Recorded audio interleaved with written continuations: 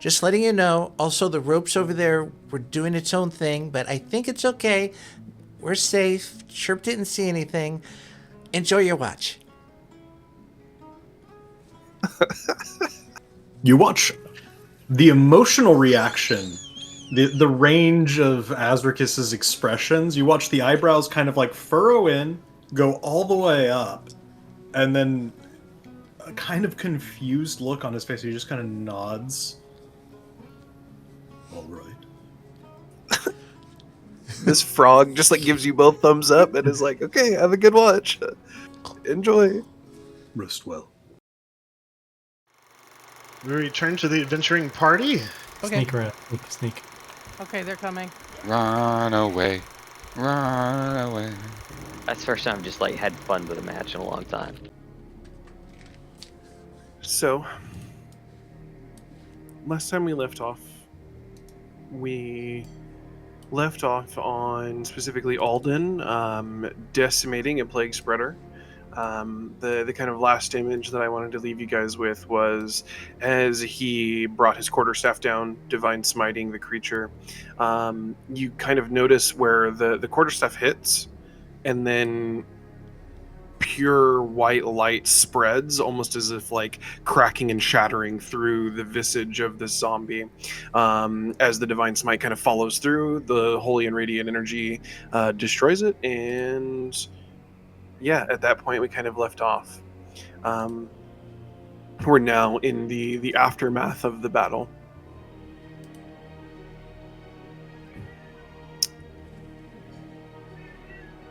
How do all of you guys kind of react to seeing this? Well, after he poisoned me, I realized that the poison is probably the reason why I couldn't heal the farmer, so I'm going to go and use the rest of my... I'm going to spend 2 lay on hands points to cleanse the poison, and then use the remaining lay on hands points well, not remaining, then I'll give him 5 HP from lay on hands. So I'm spending 7 in total. To who again? I'm sorry. To the guy that got cut up taking a beating for me. The dude, what was his name? Yeah. Okay. And so you're spending a total of 7. You're giving 2 to try and relieve the poison, and then 5 to try and heal him. Yeah. Okay, give me a moment to make a roll. Okay. So as you... Before you dump 5 points of your lay on hands, you initially dump 2 points of lay on hands to try and cleanse whatever poison is in him, obviously. That way the remaining 5 can work. As you attempt to do this, you feel power leave your body. You feel radiant energy and radiant magic leaving. And you notice that he continues to lie lifeless on the ground. No movement.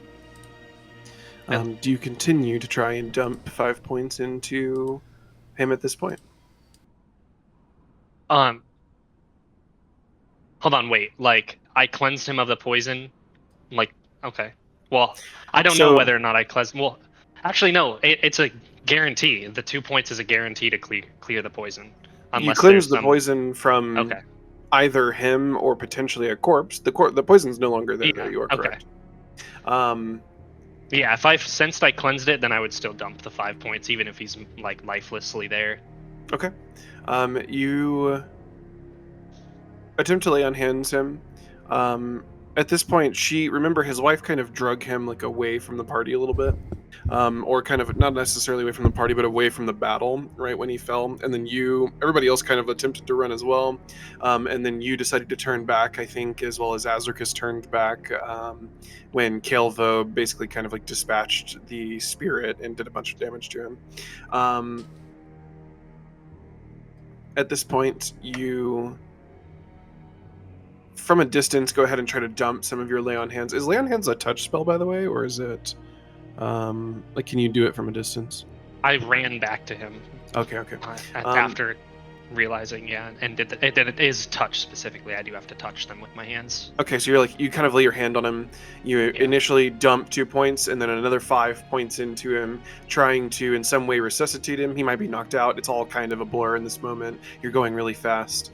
As you dump 5 points, you once again feel power leaving your body. There's no movement coming from his body. You feel, in kind of your undead sense, you as a vampire now are pretty well aware of like living creatures near you. This is not a living creature anymore. I look to his wife on the side, and I like kind of bow my head.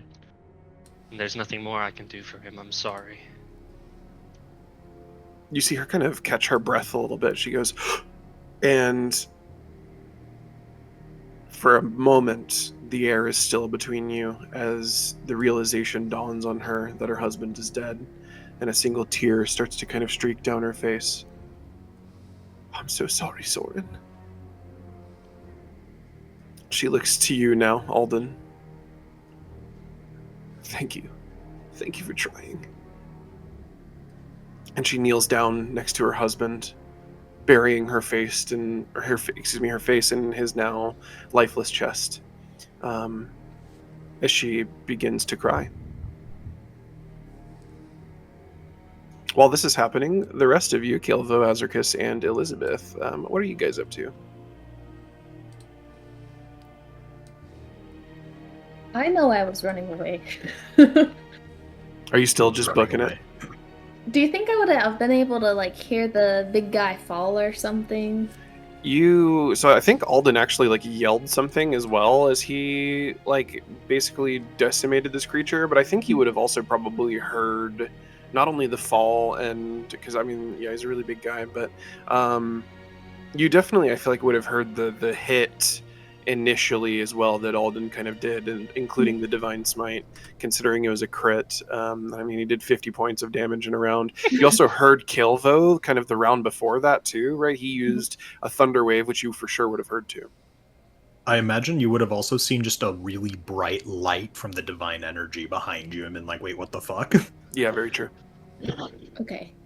Then I would turn around and start heading back. But I'm pretty low health, so I'm not like booking it or nothing. Okay. Azricus gets out of his transformation, kind of shrinks back down into his original frame, still has like a bit of blood across his clothing, but kind of stops being dumbfounded at seeing Alden once again wielding some form of divine power despite his undead form. And I actually want to go and investigate the clearing where the creature was. Okay.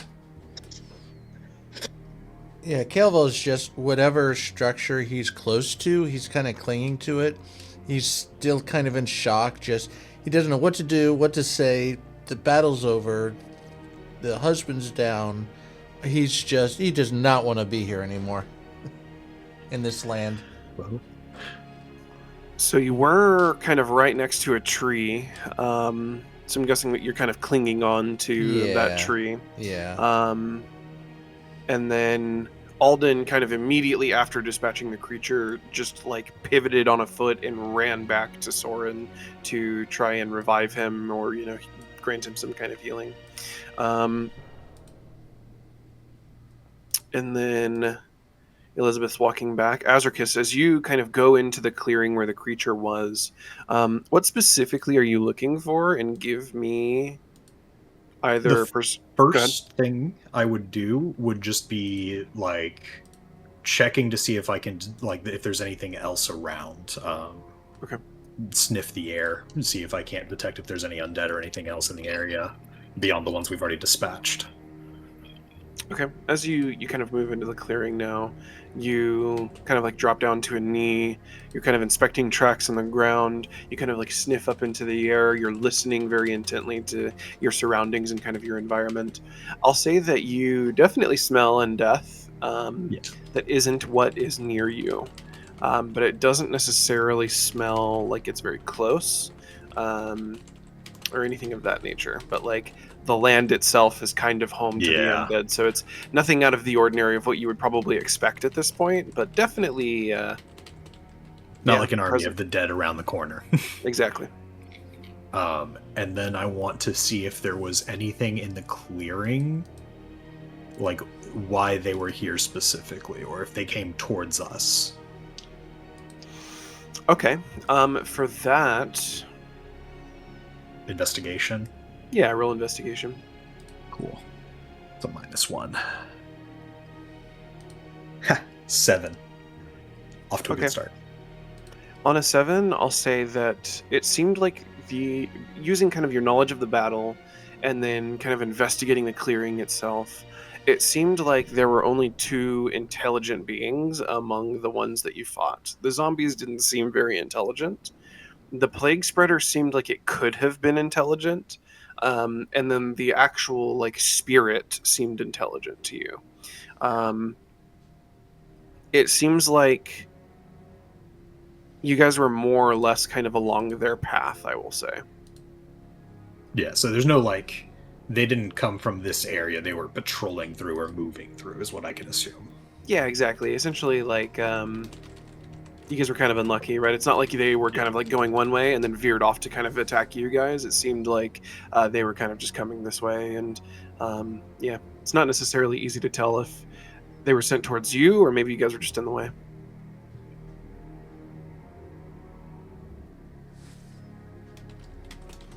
As the wife is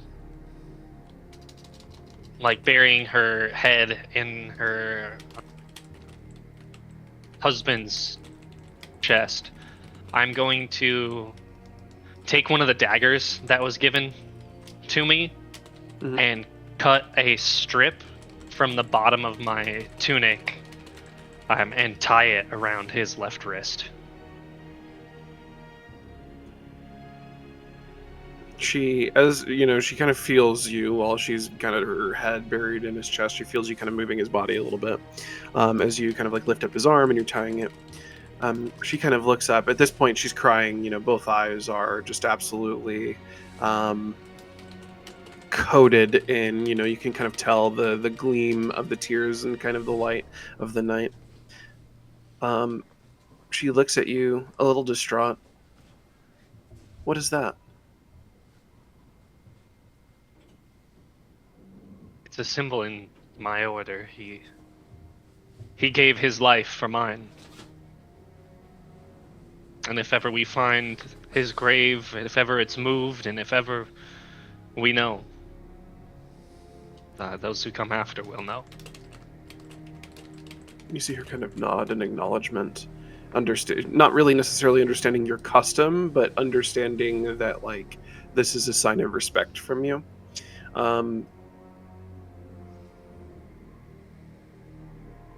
She kind of, for a moment, sits there and then nods. Thank you. And you should know, Soren and I spoke before this happened. Whatever it is you're hiding from, I hope that you find resolution in it. And so did he. You're muted. Still muted.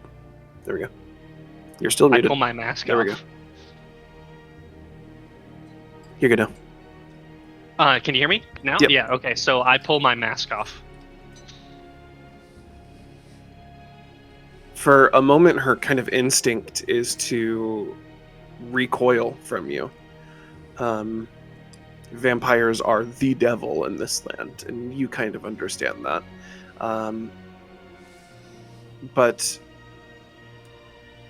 there's a moment of recognition knowing that her husband gave his life for you, which means that you can't be a bad person, right? Maybe it's like a coping mechanism almost, right? There's no way you can be something that's evil and bad, because then he gave his life for nothing. I understand why you hide in this realm, but just know there are people who will understand you too. Are you here to cure yourself,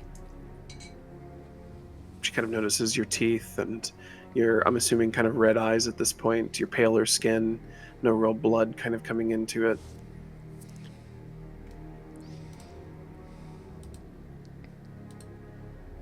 Who all is around us? Is I would guess by Irina this point, here? Irina is not near you guys. I don't even think she left the camp, to be completely honest with you. She's still snoring in Elizabeth, the tent. yeah. Elizabeth is like there, I would probably say by now. She's having, kind of walked or kind of limped back. She's probably around you guys within earshot at the very least. Caelvo is, I would say, also maybe within earshot. Yeah, but he's there. He's just definitely. kind of clinging to a tree, just watching silently. And then Azricus is not within earshot anymore. He's kind of out investigating the clearing currently.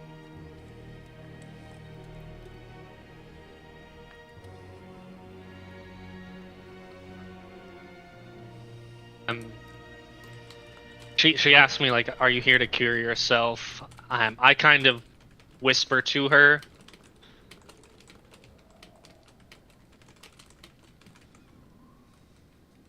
I believe I'm here to cure the land. It's wrought with this deep sickness, and it lacks any hope for tomorrow. And although I have lost my connection with the Morning Lord, I do feel like my duty is still the same. You notice her eyes kind of fall from you for a moment in thought, no longer focused on your outward features, but now it seems like she's kind of focusing on your inward features. She drops her crossbow to the side that she was using during the battle and reaches out to you, holding a hand on your shoulder. Perhaps, in order to cure the land, you will need to cleanse whatever it is within you first. I'm sure that in coming here you aren't perfect. None of us are. But your goals are lofty, my friend, and I know that Soren would have appreciated them. He always beat himself up for not dying with our friends in the initial raid on the castle and then condemning us to this life. So I know that he would find your cause worthy and valiant. There is no known way that I know of to help you with your curse, I suppose you could call it. But there may be someone. He's the one who led us in our rebellion against the Devil Strahd. And from what I know, he didn't die in the rebellion. He may be in the depths of Strahd's dungeons, or he could be hidden somewhere else, but I will say he's quite the performer. He can disguise himself quite well, so be on the lookout for him. His name is von Richten. Were you acquainted with this von Richten for very long? He was here for probably 3 or 4 months before he stirred us to rebellion. Were you there at the rebellion? I did not partake. I thought that it was safer to stay home. And Soren thought that his job was to protect me instead of go and fight with our friends. All of our friends are now dead, including him. So the last place that you saw the von Richten was at Strahd's castle? Indeed, but those who ended up making it back said that it may just be a rumor, but they believed that he was able to escape Strahd's clutches. Thank you. Go ahead, Caelvo. Sorry, didn't want to... Oh, no, Irina, Irina gave you a ribbon. That's what I meant. Well, I don't know if she officially did or not. That's She why did. we're just. Huh? She did, I believe. Okay. Yeah, I believe okay. she did. Well, with that, Caelvo will approach her and offer her. It's the ribbon with some weeds that's kind of tied up in a very interesting way, and he kind of offers it to her and said, "This is a reed charm. I was going to use it for my dad, but if you can find a river or a stream, you can use this to maybe guide your husband's soul home to where it needs to go." And he kind of holds it up for her. She kind of like reaches out a hand and takes it. Thank you, my friend. We did not necessarily expect you to be kind, but you are one of the kindest creatures we've met that isn't human. I'm sorry you She- lost them. It is okay. I hope he is happy now. If you wouldn't mind, though, I do not want to bury the dead. Lest he be... And then she kind of like gestures to the zombies that are now lying dead on the ground. Lest he be raised for other purposes. Would you all mind helping me gather some wood for a pyre? Absolutely. She kind of stands up at that point, tucks the reed away kind of in like one of her packs, on her like side kind of utility belt that she has, and then kind of heads off a little bit into the forest looking for sticks and, you know, kind of like larger logs that she might be able to use. With Elizabeth, I'm assuming, Alden, do you go or do you kind of move to Azricus? Same with you, Caelvo. Caelvo will go help look. Oh, yeah, I'm looking for some wood. Yeah, I'm gonna also help get some wood.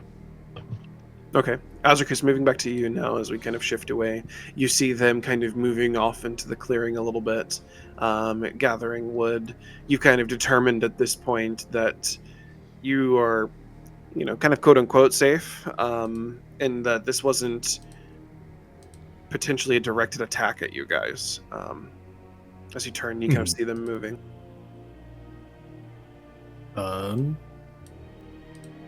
I mean, if I see them gathering wood, Azricus will just, like, without even saying a word, just start helping gather.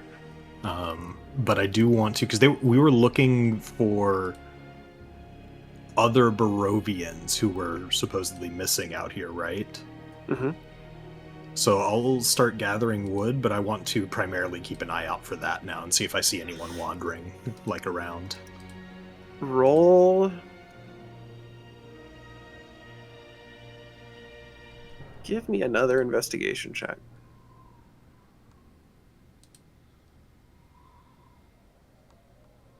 That's right. 13 minus 1 for a 12. On a 12, I'll say that it starts to kind of come together for you. The amount of people that were missing versus the amount of zombies that you just encountered, minus the plague spreader and the small girl ghost, starts to kind of connect for you of like, I wonder if that was them. You're not quite there yet, right, in terms of like knowing full well that was definitely them because you didn't know what they looked like. But it might pop up in your mind the next time you talk to the wife of Soren, if that was them or not, especially because like instead of continuing the search or whatever, they're kind of gathering for the funeral pyre now. And then you kind of head off and grab some wood and stuff, and probably after around 30 minutes or so, you guys have gathered enough for a little makeshift kind of funeral pyre. You have kind of shrubbery and brushes as well to kind of burn. Alden and Azricus, she kind of looks to you both. Her voice kind of breaking a little bit. Can you help me with the body? Of course. Yeah, I also bend down to help lift it up. As you kind of lift it into the funeral pyre, There's a moment of silence as you kind of step away, obviously, giving your respect to Soren. Forgive me. I don't have a way to start a fire.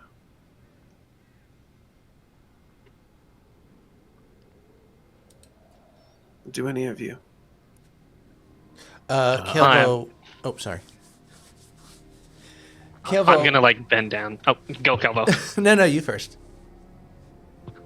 I'm gonna bend down and start going through my bag to pull out my fire starting kit. Okay.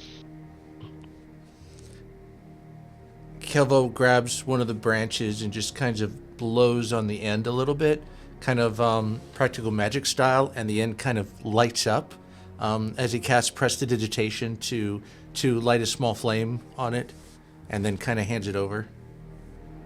I don't have anything. She kind of takes the branch from you. Thank you so much, my friend.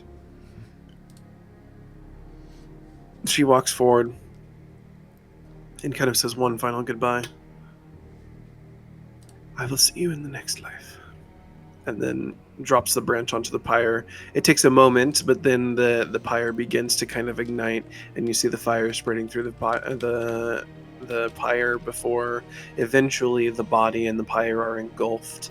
Kind of a large streaming light in this otherwise foreboding and gripping darkness that surrounds you. And for a while, you guys just stand in silence, watching the body of Soren burn, someone who didn't necessarily have any skills like many of you do. Actually, I think all of you have some form of magical ability. And you eventually get to the point where the fire starts to kind of smolder down a little bit. The ashes of Soren now coat the funeral pyre, and as I'm assuming each of you would eventually kind of walk away, maybe back to camp, back to kind of, searching. She's the last to leave before eventually leaving back towards the camp. You guys now kind of find yourselves surrounding the camp. The campfire seems a little dimmer after watching a funeral pyre. Your camp now has one less person in it. You see her kind of gathering her things.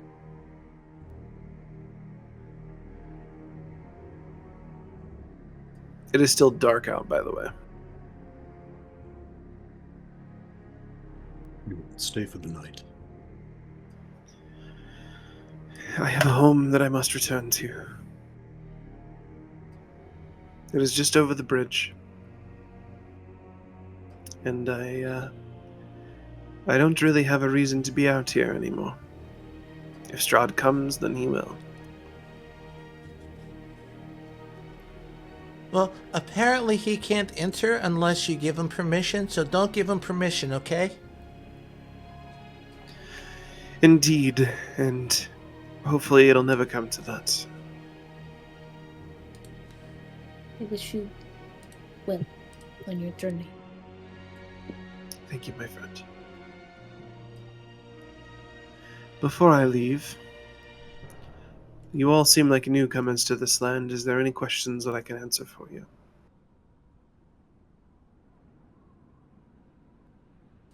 She kind of packs up the last of her tent and stuff, and whatever belongings she has left of Soren's. Caelvo kind of looks around as if they're being watched and kind of leans in. Do you know how to kill a vampire? None of us have ever succeeded. I hear, though, that sunlight, running water, radiant magic, and, there's some myths about stakes to the heart, but I'm not quite sure. Don't take any of that for truth. I've never killed one, nor has anybody alive ever killed one here. Maybe Von Richten has, though. He's probably your best bet. Is there anything more you can tell us about this Von Richten? She kind of thinks to herself. He's a very boisterous man. In the way that he seems to enjoy performing, but also extremely intelligent, very charismatic, and my guess is that he won't be very forthcoming to you. He may see you as agents of Count Strahd, especially with your friend here. And my guess is that if he did make it out, he's currently in disguise, potentially in Vallaki or even further. And it will take some convincing, I imagine, to really get him to unveil his disguise. That's if he's even alive, I'm not quite sure. It's mostly rumor.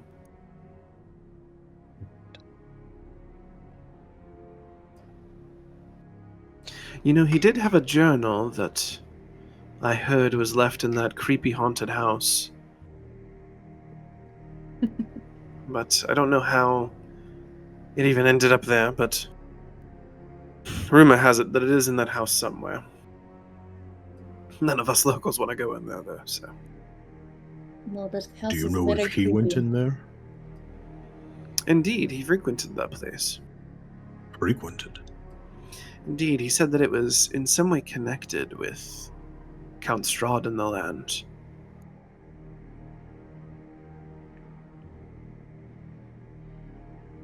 I don't know how it was connected, but that's what he said, and we all thought he was crazy for it, but...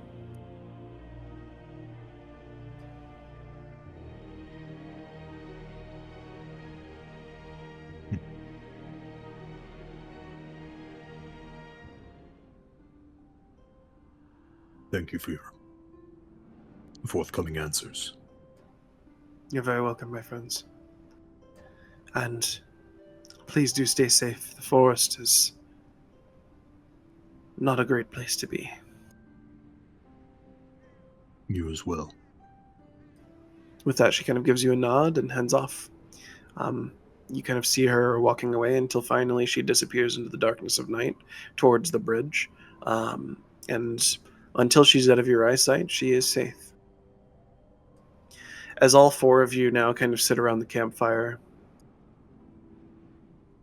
the crackling and popping of the wood as it burns. What's the conversation like in this moment?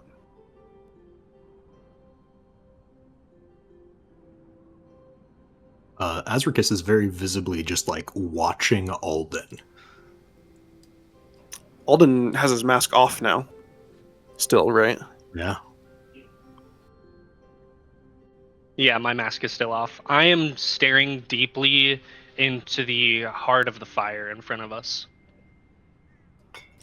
I wonder too, especially because you're like pretty freshly undead, if maybe your like facial expressions don't necessarily match your eyes quite yet, because you're still like, you know, small facial muscles and stuff that don't have blood potentially operate a little bit differently. So yeah, I wonder if like as you're kind of staring into the fire, your eyes are a little different than a normal person's, right? For Azricus specifically, it might feel a little uncanny almost.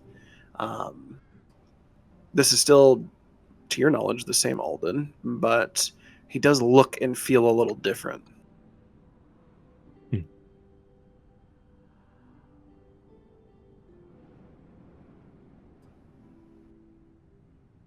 I'm pretty banged up, I'm not going to lie. I probably will turn in very soon unless we need to find a night watch.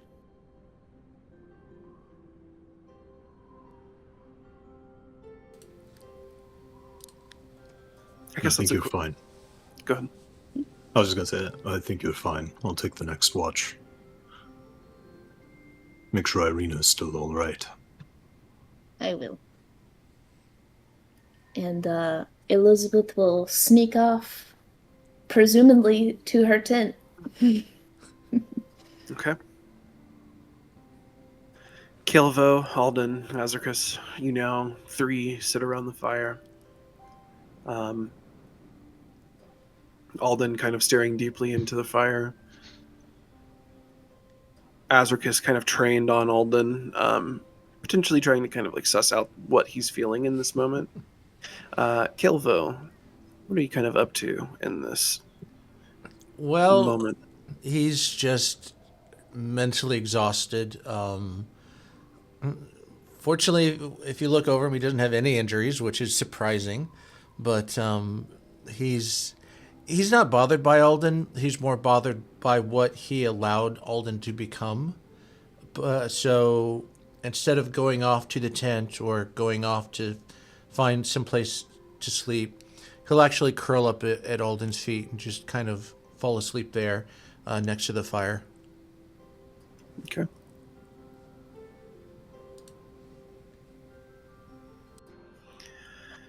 Alden, eventually you kind of notice Caelvo curl up next to you and go to sleep next to the fire. After some time passes, I'm going to reach my hand out to the fire.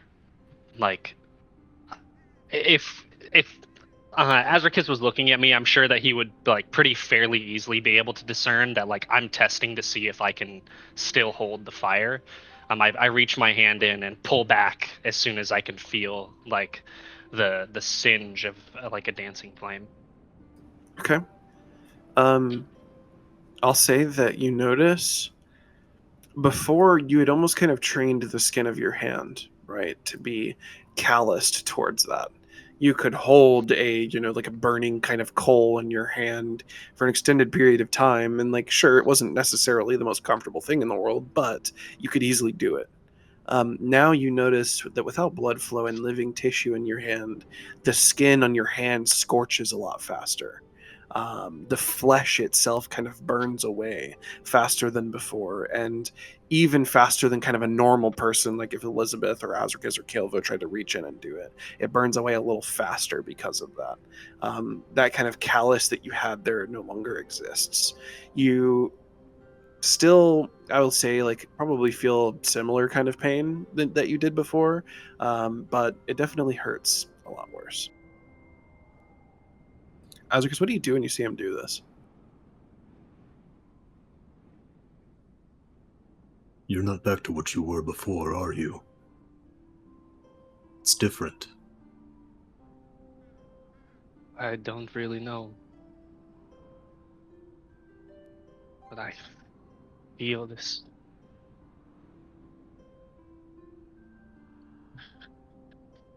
burning, just... There is no difference between that fire and what I feel towards myself, really.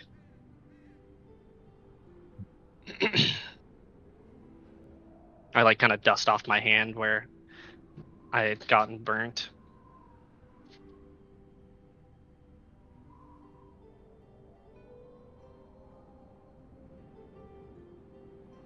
I don't know how. I just reached.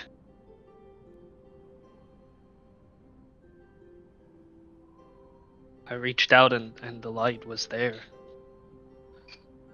I don't know what this means.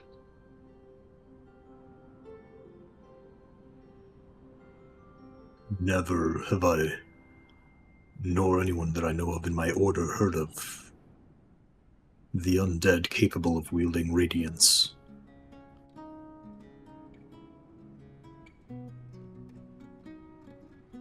And neither have I or my order.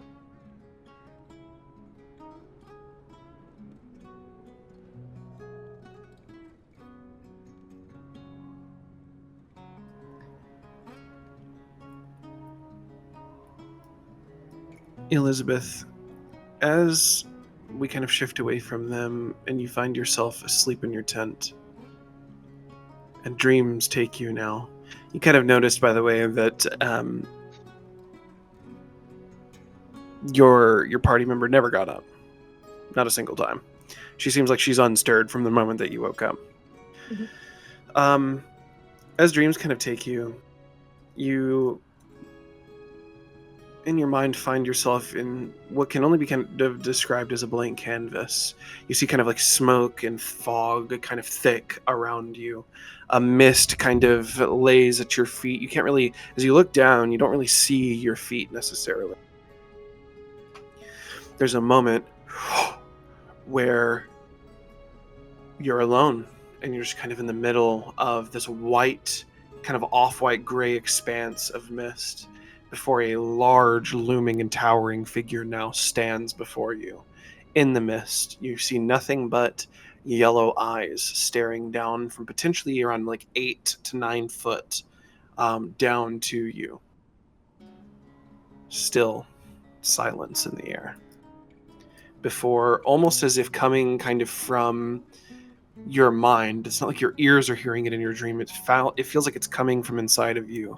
You hear, "Consume." You see kind of 4 dark, shadowy figures. Sorry, not 4, 3 dark, shadowy figures. One that kind of looks like Azricus. One that if you kind of look hard enough looks like it might be Alden. And another that if you really, really kind of strain your eyes looks like Caelvo. Grow in strength and learn. You see an image kind of flash in your mind of the Eldritch Blast that you used to destroy one of the bandits that saved Caelvo. And then immediately you wake up.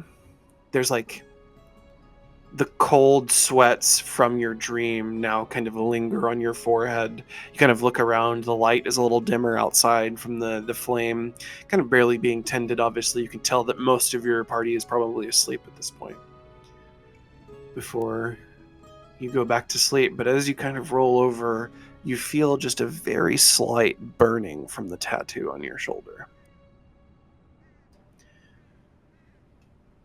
I would look at it since I'm alone in the tent and see if anything's changed. Anything look off about it? No, not really. Okay. Shifting back, Azricus and Alden, how do you guys kind of end your discussion with each other?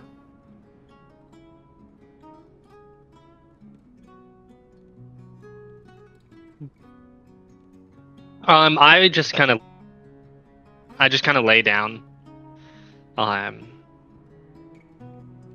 looking up at the sky for the stars that aren't really there,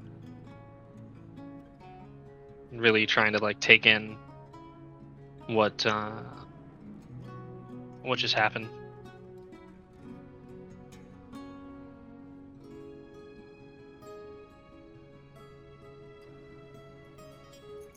Okay. Azricus? Az doesn't have much to say, actually, after that. That was just like the brief exchange he really wanted to have there. Makes sense. As you guys kind of rotate shifts now into the night, there aren't anything else that really happens. You hear, kind of slight whispers on the wind here and there, maybe the snap of a branch here or there, but nothing that really alerts you to anything dangerous. It might kind of jolt you out of sleep for a moment just because of your adrenaline and anxiety from the battle that you just had, but eventually you all receive a long rest.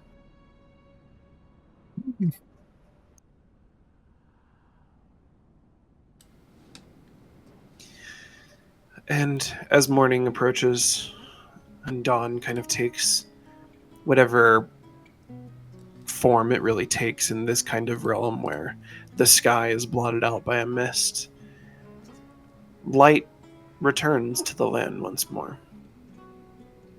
It's still kind of overcast and, darker than a normal day, but the warmth of the sun you can feel on your skin, except for Alden. And it's almost like nothing happened last night. It's just a new day, a new bright dawn. You guys have your mission. You know that you want to stop off with Irina at the Vistana encampment to talk with Madame Ava. It's about a 2-day walk to Madame Ava's. Do you guys continue along the path?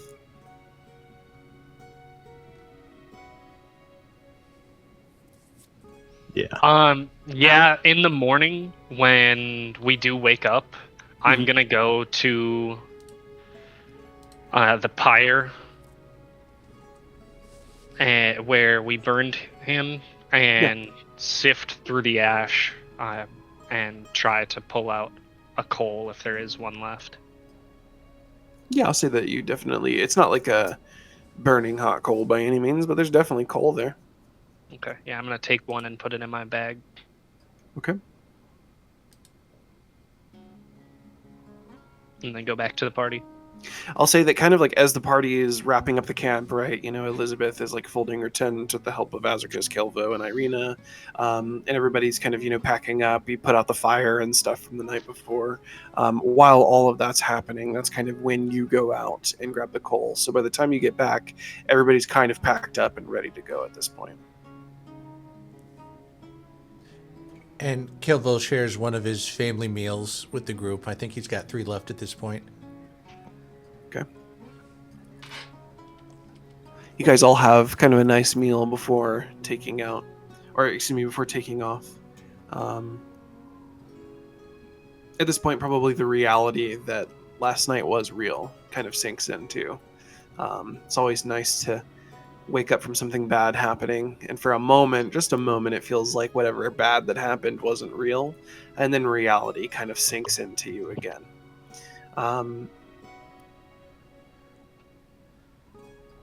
You guys are already on the other side of the bridge, and so you begin to take off on your path towards Madame Ava's encampment.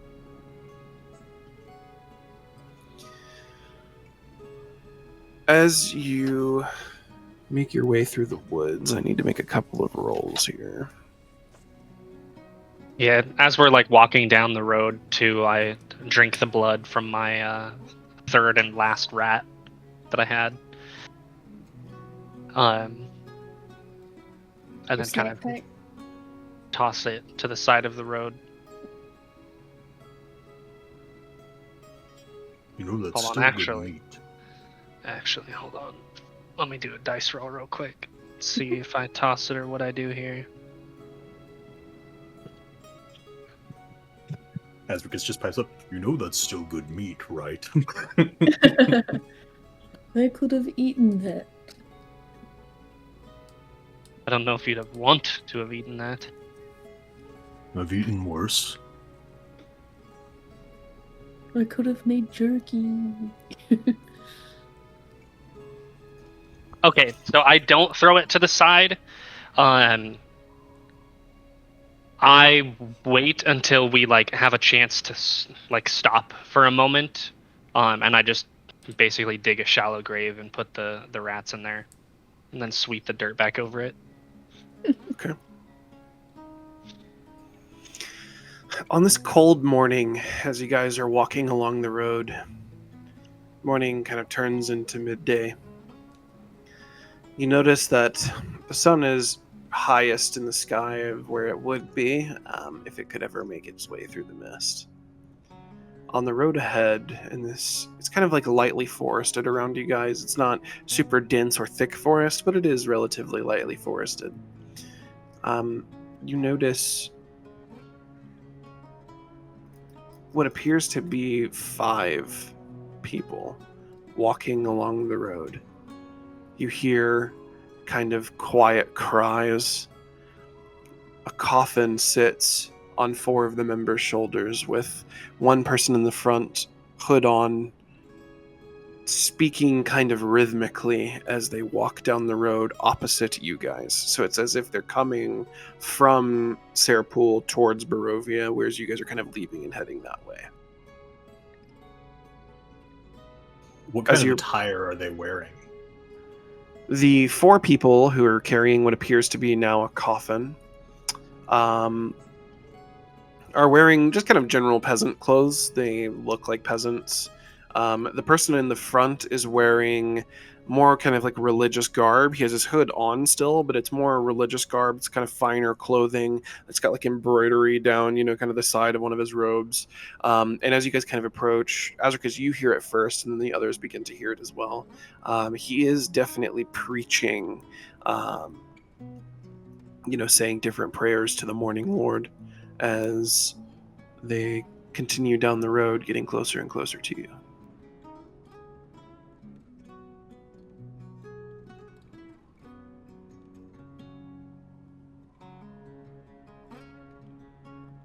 They're just carrying it over their shoulders and they're just walking down the road. Indeed.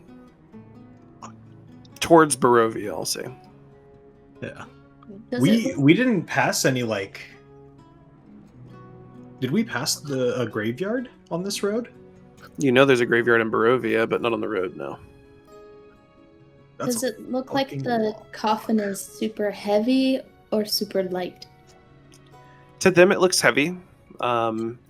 To you, it looks like kind of a normal coffin, although I'm sure Elizabeth doesn't necessarily know what a light or heavy coffin is, I want to see if I can tell if there's a body on the inside. I'll say that, coupled with the prayers and then kind of the way that they're carrying it, Mhm. it does look like there's a body on the inside, yes. Okay. I wanted to see if maybe they were just little, coffin gremlins that, was going to go get the husband and put him in a coffin. But yeah, they don't know we burned him, so. I'm in the coffin. As they approach, what do you guys do? You'll just let them pass. Curtsy. Nod. Yeah. They don't really have... if it was a cart, Azricus would get off the path to make way for them and, bow his head in respect, but instead he's going to just kind of give, an in-between, a bow and a nod towards them as we, cross paths, but I'm not going to step to the side or anything. The road is big enough for both parties, right? Yeah, for sure. Yeah. Yeah. So Azricus and Elizabeth, Azricus kind of nods his head. Elizabeth kind of curtsy and nods out of respect as the body passes. Caelvo and Alden, what do you guys do as the procession is kind of getting closer and you guys are almost to the point where they're walking past each other now? I move to the side and look down. Okay.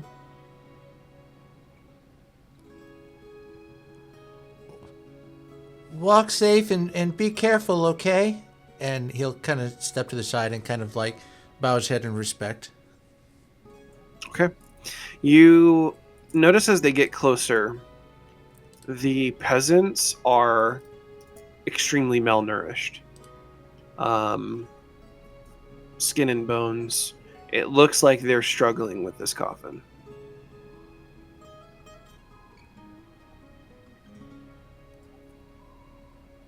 Eventually, as they pass you and you guys, kind of talk to them and curtsy and nod your head, the priest, you can't really see his eyes, but the priest, without even really kind of looking at you, kind of raises his hand and makes kind of a sign for the Morning Lord as he's passing, almost as somewhat of a blessing, I guess you could kind of tell, as he continues chanting different hymns and songs from the Morning Lord as well as prayers as they move past you guys. I'm assuming you guys just continue on the road? Yeah. Okay. You continue down the road for potentially 5 or 10 more minutes. As you guys continue down the road for 5 to 10 minutes, you notice at this point that the crossroads is probably, another day or so away. Not necessarily a day for the crossroads, but probably half a day away for the crossroads, and then from the crossroads to the actual encampment is maybe another half day. Azricus, you smell dog in the air. Just straight domesticated dog? Wolf, rather. Okay.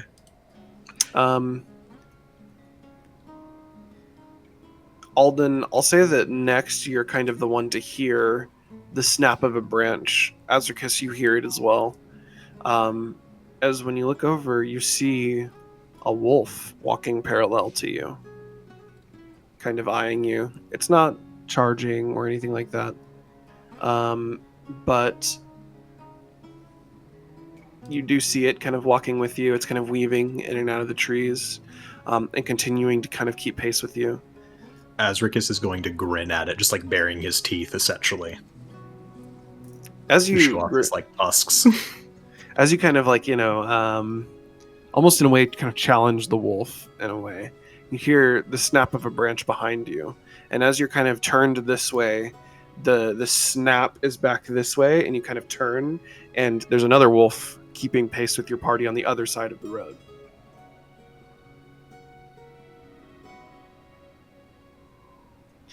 You guys kind of continue, keeping an eye on the wolves, but they're not necessarily a danger to your party yet. And what state are they in? What do you mean by that? Do they look like malnourished, or they've been eating pretty good? They seem healthy.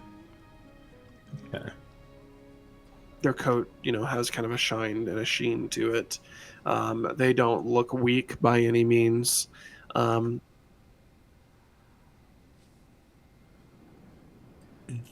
Does Caelvo notice this? And if so, do they feel predatorial or just companion-wise, like just happen to be in the same direction? So due to both Alden and Azricus's like perception and heightened perception, I say that they kind of automatically notice. Roll perception for me though, and see if you kind of notice it, or I'll even allow either Alden or Azricus to kind of like alert the party that like, hey, we're kind of being followed by these wolves.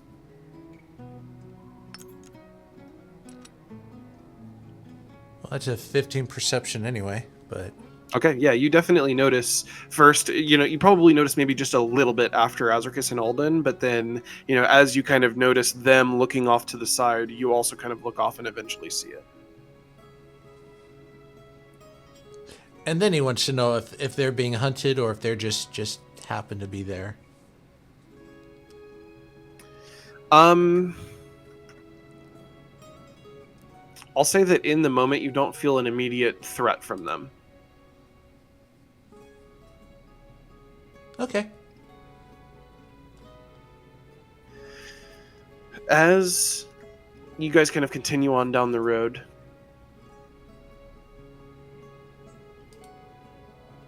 there's probably a couple of minutes that pass of just kind of steady walking. They're keeping up with you on each side. You feel like there are probably more around that you don't see, but these are the only two that you can see. And then a wolf steps out into the road in front of you. I'll say the wolf is probably about 20 to 30 feet in front of you. It stands somewhat tall and proud as it sits there staring directly at you guys. Its eyes yellow. Hey, buddy, you lost? On that 15 perception from earlier, Caelvo, as you kind of, say, hey, buddy, are you lost? You notice its shadow. And its shadow has a cape. And then it returns back to normal. The wolves spread out and disperse from around you, and the one that sat there in the middle of the road stands up onto all four of its legs and moves off to the left off of the road, dispersing back into the woods as well. Where you going? You okay, buddy? Hello? That was weird. No response. Alden as Elizabeth. In that moment that you kind of see Caelvo interacting with this dog, how do you guys react when it steps out into the road?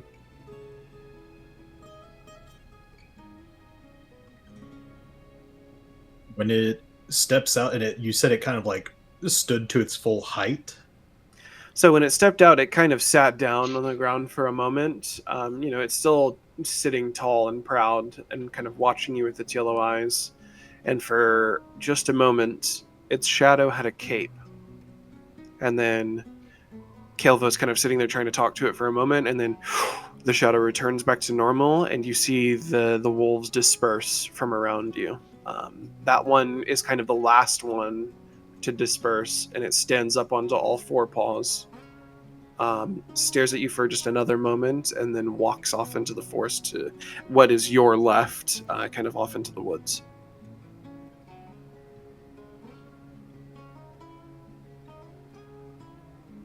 You said it had yellow eyes, right? Yes.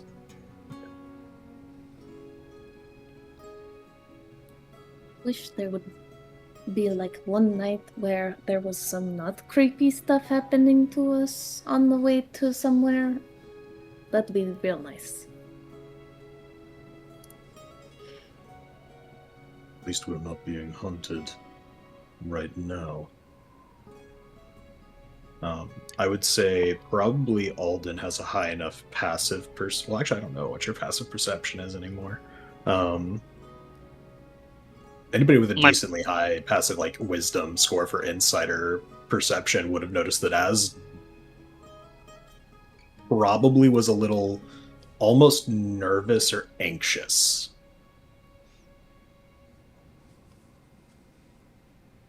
Oh yeah, I mean when they came out and sat on the road, I definitely like put two hands on my polearm and was, or not polearm, two hands on my quarterstaff and was ready to throw it down. Okay. As that happens, you guys continue down the road. No more wolves. You don't see anything.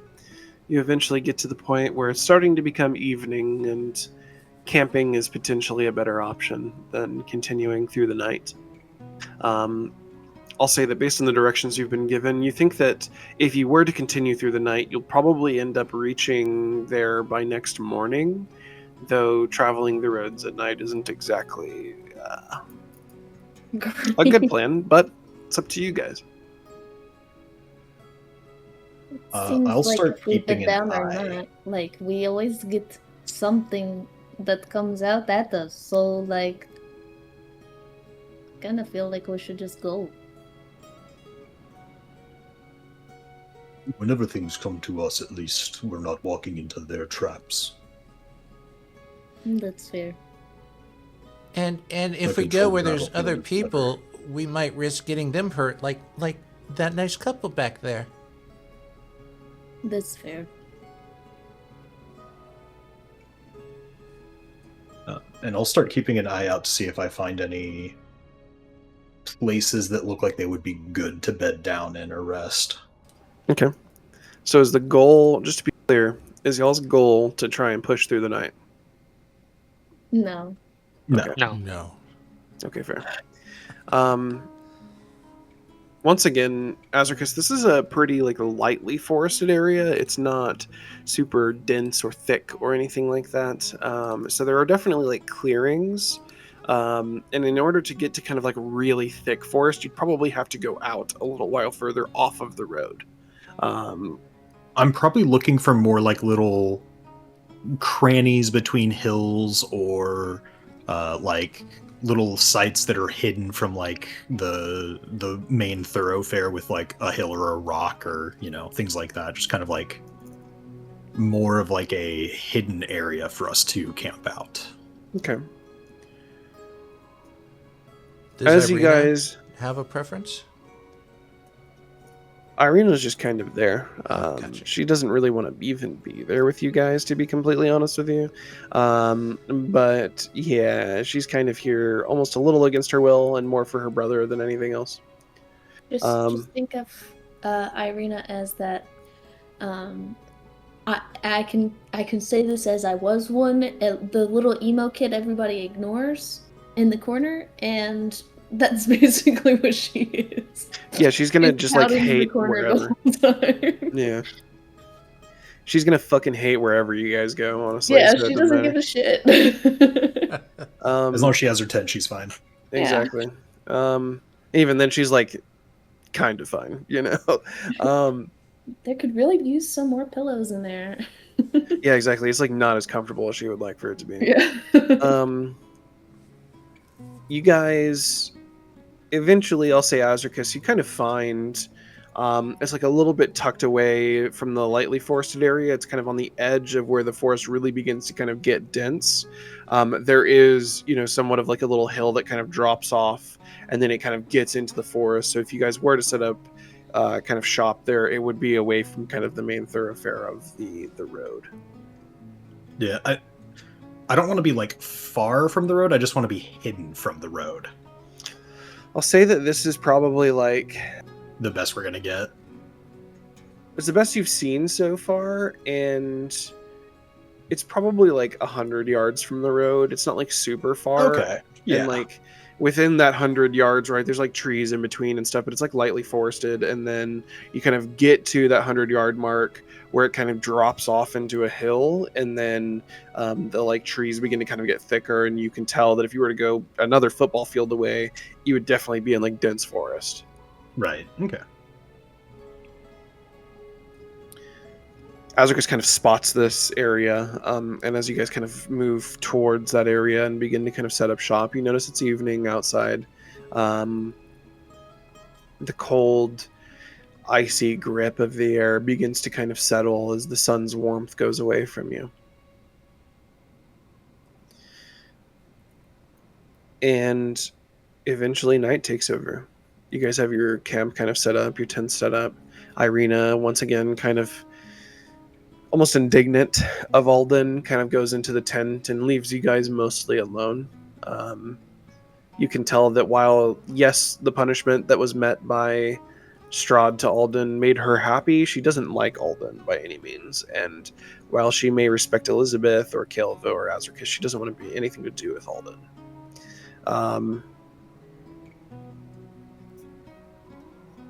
Even to the point where, like, when Alden is like talking or like doing something among the party, she like shoots him dirty looks and stuff, right? It's like quite noticeable. But she kind of goes into her tent. You see her kind of like light up like a little candle that she has, like a wax candle there, and begins reading a book out of her pack. She like adjusts her red scarf and just kind of snuggles into it and is watching or reading her book rather.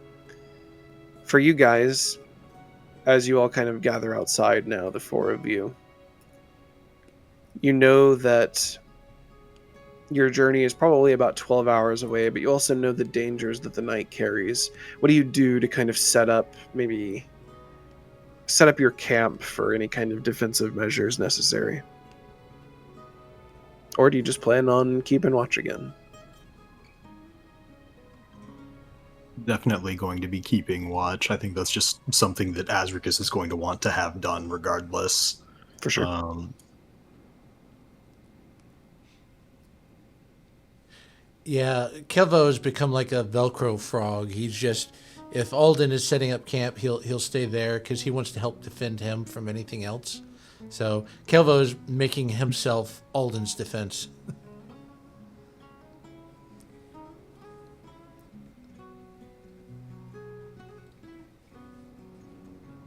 As I'm like setting up my stuff at camp, I'm looking down, making sure I don't step on Caelvo. Thank you. In the girls' tent, it's basically I'm just sitting, like, I lay right at the entrance of the door in case something happens, and I fall asleep with my sword in my hand. Okay. I'll actually go ahead and I'm going to go take my 50 feet of rope to some of the trees that are a little further out from our camp and kind of tie it across as many as I can. Probably maybe 2 or 3 trees, so it's just going to be like one angle of approach. Mm-hmm.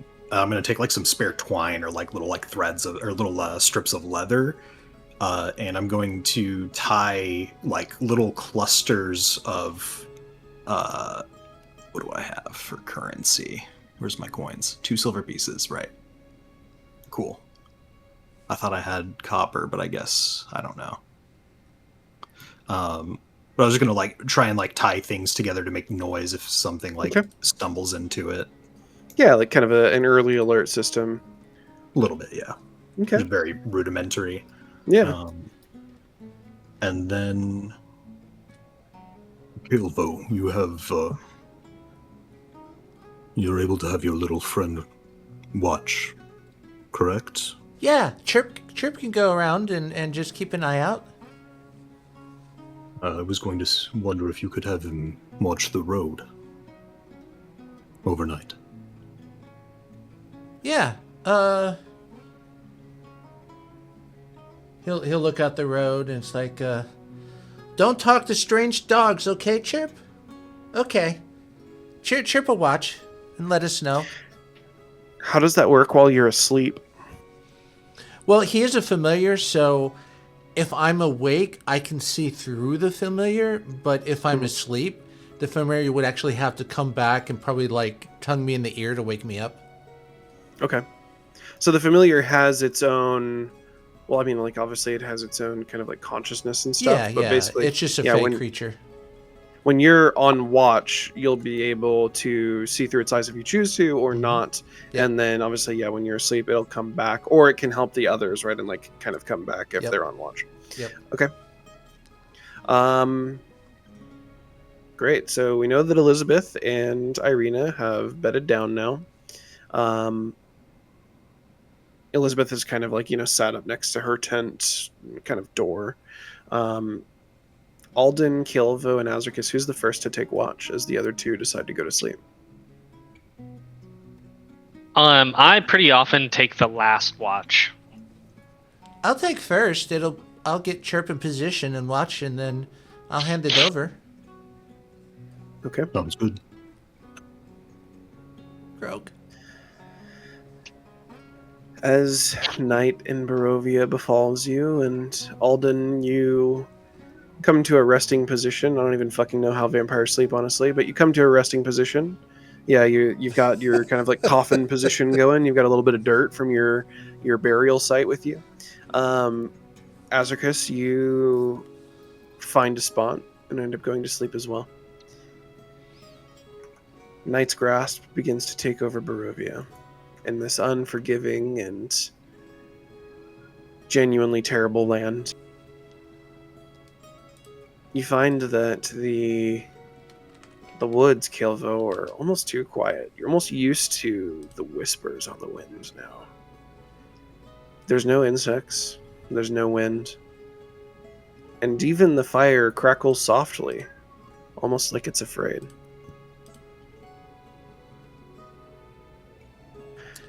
He doesn't let it get to him too much because it's already a very strange land, so he still notes it mentally, but, just height is a little more aware, but at this point it's like everything is weird here, so he's starting to get used to it. As you kind of for a moment you're kind of heightened, and then you kind of calm yourself down, you hear a little jingle of coins in the distance. From around where Azricus set up his early warning system. It's just a one jingle. It's not like it continues to jingle or anything like that. Just a singular, kind of small, little ting, ting, ting from the coins. And then it stops. I'll send Chirp to investigate. Okay. Chirp moves from the road. You're now kind of looking through Chirp's eyes as Chirp kind of hops over to where the noise was, and you see nothing. Any footprints? Nope.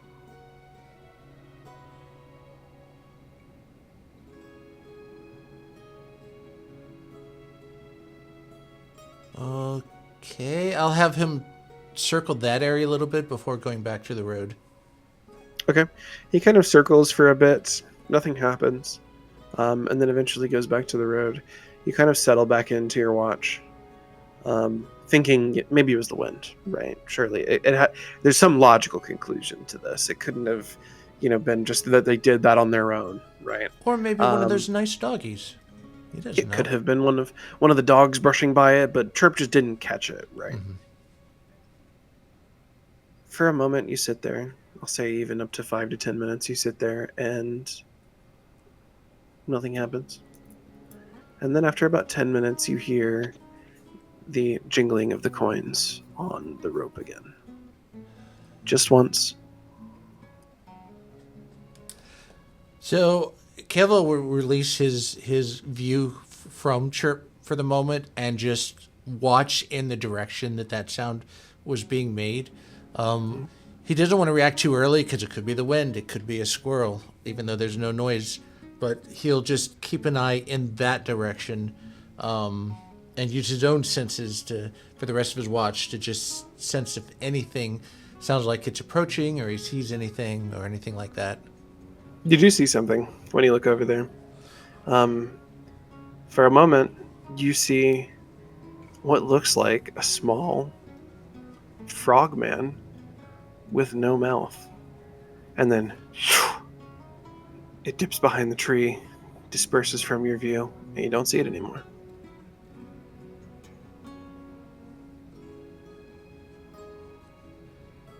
Yeah, he keeps in position, just watches, wide-eyed now, just not moving, not alerting anyone, just whatever it is.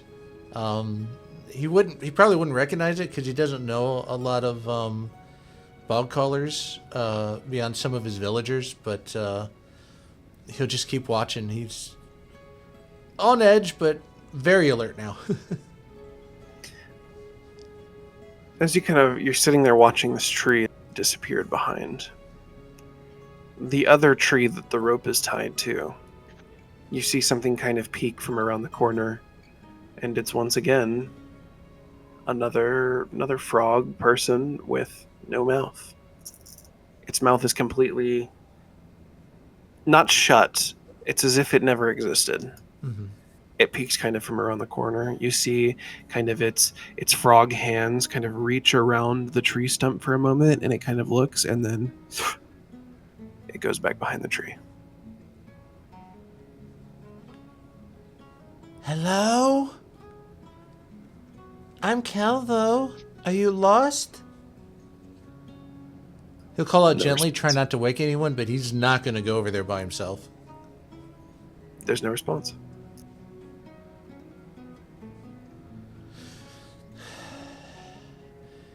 Now he'll have Chirp go over there just to get close and kind of investigate, but not like get too close to it. Mm-hmm. As Chirp kind of approaches this tree, there's nothing there. The same as before. There's no tracks. It looks as if no one's been there since Azricus set up the rope system.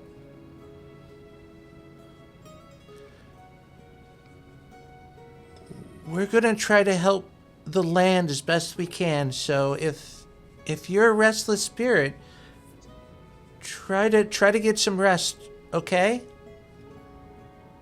He calls out, just doesn't know what else to do. You now see kind of like it's almost transparent, but not quite. Kind of off even further in the distance towards kind of the like a denser portion of the forest. You see that same creature once again kind of poke out from the forest. Its eyes kind of trained on you in almost an uncanny way. No mouth, which is kind of weird looking on a frog, but still there's no mouth there. It's almost as if it never existed, just the two kind of like nostrils for the frog. Its eyes both trained on you, and then into the darkness it goes. And as soon as he sees it, he'll just wave, "Hi. It's okay." No response. I'll have Chirp go in that direction, just not threateningly, but just kind of be a presence to whatever that is out there. As Chirp kind of goes over, at least through Chirp, you don't really see anything. Once again, no footprints, no presence really there. He'll keep Chirp there for the moment and just kind of stay settled. He's not taking the bait. Eventually, it comes to the end of your watch. And with Chirp standing there, nothing really happens. You hear some things, every now and then that maybe kind of freak you out. You feel like you see movement, but you're not really sure if it's just your mind playing tricks on you or not. Nothing as quite like tangible as that happens again, though. Gotcha. And it's the end of your watch, and it's now Azricus' turn for the watch. So, Azricus, these woods are haunted. If you see a person like you with no mouth, it's probably just saying hi. So, just letting you know. Also, the ropes over there were doing its own thing, but I think it's okay. We're safe. Chirp didn't see anything. Enjoy your watch. You watch the emotional reaction, the range of Azricus's expressions. You watch the eyebrows kind of like furrow in, go all the way up, and then a kind of confused look on his face. He just kind of nods. All right. This frog just like gives you both thumbs up and is like, okay, have a good watch. Enjoy. Rest well. He goes and curls up near Alden. You want Chirp to watch over there or back on the road? The road. I'll keep an eye over here. And then he'll connect to Chirp and just direct him back to the road and just like, if you see any trouble, come wake us. And then he'll curl next to Alden and try to go to sleep.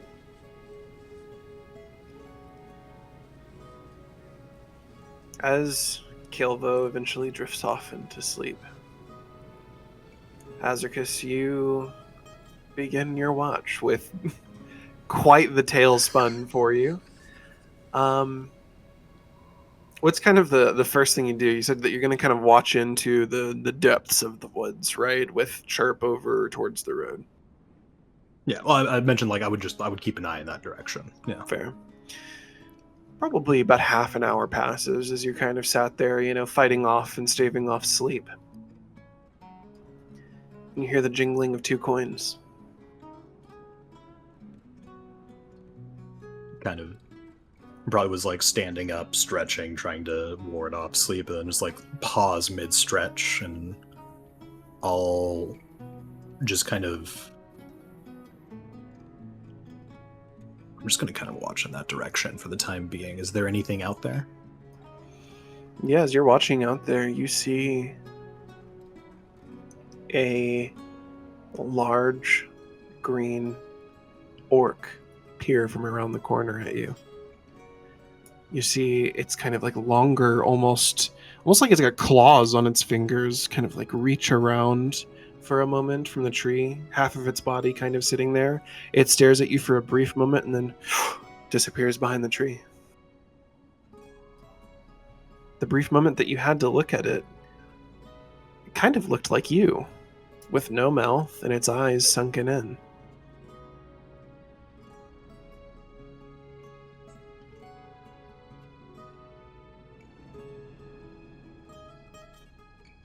I think unconsciously, Azricus's hand goes to the side of his like belt, which is where he has a pouch that has the holy symbol of Ilmater. Okay. But he doesn't do anything. He just continues to watch and kind of like remembers what Caelvo said. If you see someone that looks like yourself with no mouth, they're just saying hello, and is just like, I didn't hear a hello.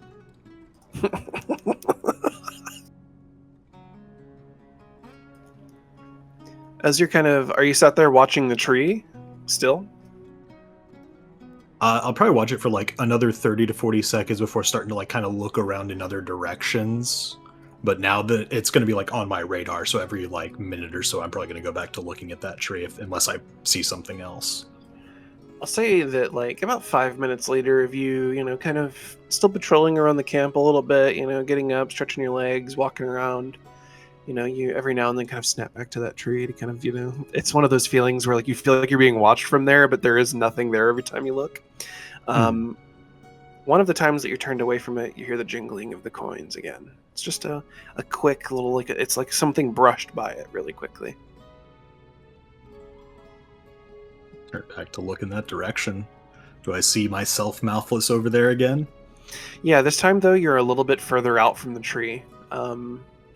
It's still like only part of it, right? Part of your body or part of its body is still behind the tree. But you can tell this is you without a mouth. As for a moment you sit there, it's like a solid probably 2 to 3 seconds of like locked eyes on each other, and then it's almost like smoke dispersing with the wind.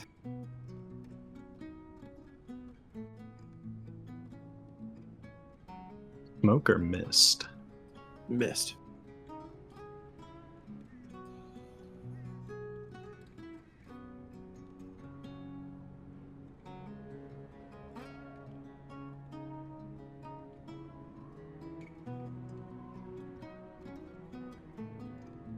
Azricus will go to the tent. Okay. And see if he can just wake Elizabeth up by just kind of like, Elizabeth, Yes. would you come out here for a moment? She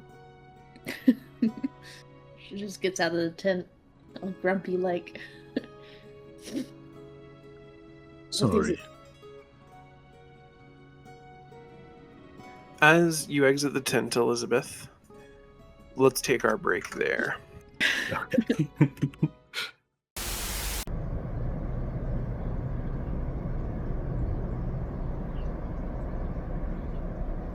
Intermission. So, as we left off, Azricus and Elizabeth, you are both checking on the sounds and sights that you've heard so far. Elizabeth, you don't really know why Azricus woke you up, I don't believe. Just that he woke you up and wanted to show you something. As you guys both look over, and Azricus, I'm assuming you kind of like show her the tree where you've been seeing this the spirit, you don't see anything. You're muted.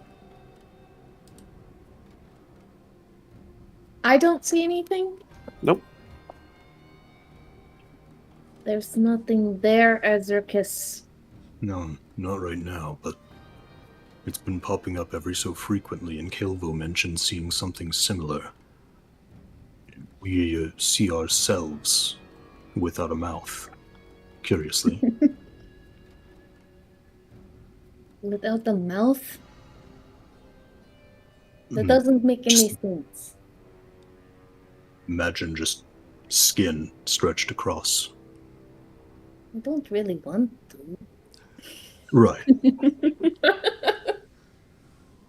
I think I get it, but that's such a strange sight to see. And are you sure you guys just? I mean, it's pretty dark out here. There's lots of shadows.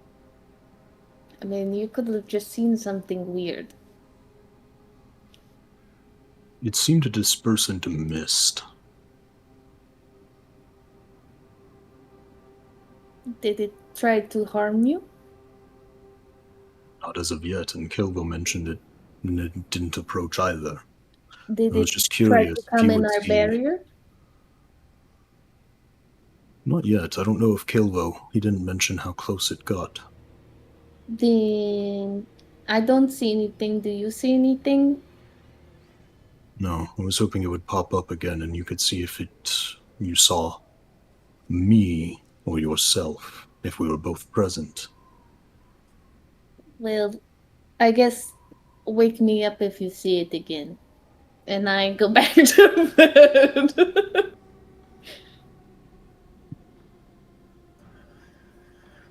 Okay. Elizabeth ends up going back to bed. Yeah. Azricus, you're once Azricus again... just shrugs and then just goes and resumes his patrol.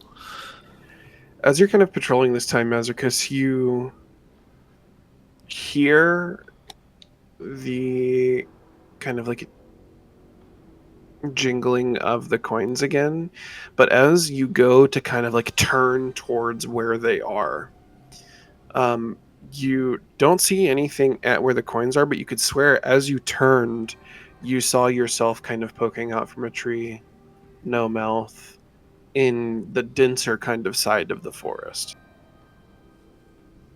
As you turn back, it's gone.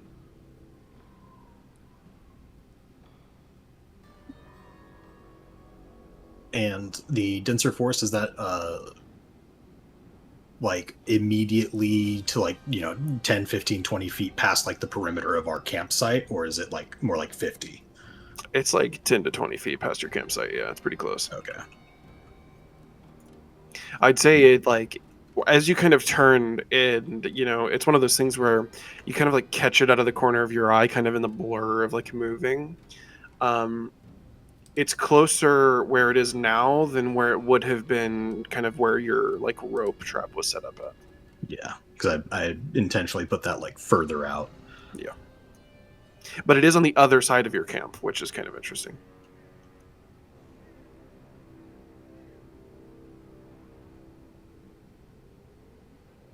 Just gonna ignore it. I'm not. Okay. You continue on your watch throughout the night. And this time you hear the kind of jingle of the coins again. Just a single jingle of the coins. But as you I'm assuming this time you would probably scan a little slower, kind of, instead of just like jolting over to where you hear the sound. You might kind of scan the woods a little bit, yes? To an extent. I'm not gonna like do it like exaggeratingly slowly. It's just gonna be kind of like a consistent movement. So as you kind of scan over, and you're kind of moving your vision over, you see a different orc this time. This time you see your mother with no mouth, in the garb that you last saw her in.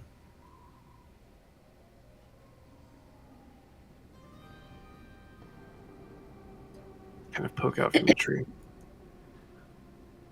Her nails kind of dig into the side of the tree a little bit. You see the scar kind of running down her face before she pokes back in, or pokes back out of sight from your vision.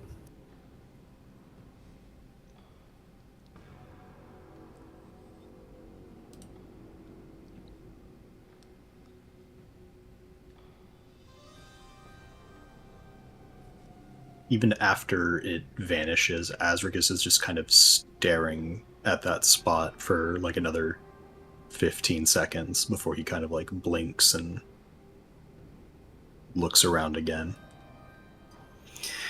Continuing on with your watch, eventually you get to the end of your watch. You, once again, similar to Caelvo, you kind of experience maybe like small noises, maybe a couple jingles here and there of the coins, a couple more times of, maybe catching just glimpses of either yourself or like an orc-like figure. And then it comes to the end of your watch. And it is time to wake Alden up for his watch. Alden. I sit up, awake almost immediately.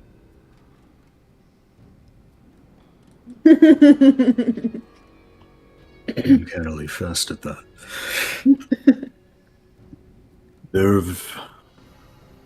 Caelvo saw it too. He said when he saw it, it looked like him. And whenever I saw it, it's almost like an apparition. I saw myself with no face or no mouth. Interesting. And then I saw other figures as well. Not just myself. Caelvo didn't mention that. No. No? Other figures similar to me. Okay. Those I know. Big dark forest, haunting us with images of ourselves. And those we know. Yes. Wake me if there's anything. And I'll I go will. settle in. I'm gonna look around for a rock, a throwable rock. You pretty easily find one. All right, sick. I'm gonna keep that with me. Okay.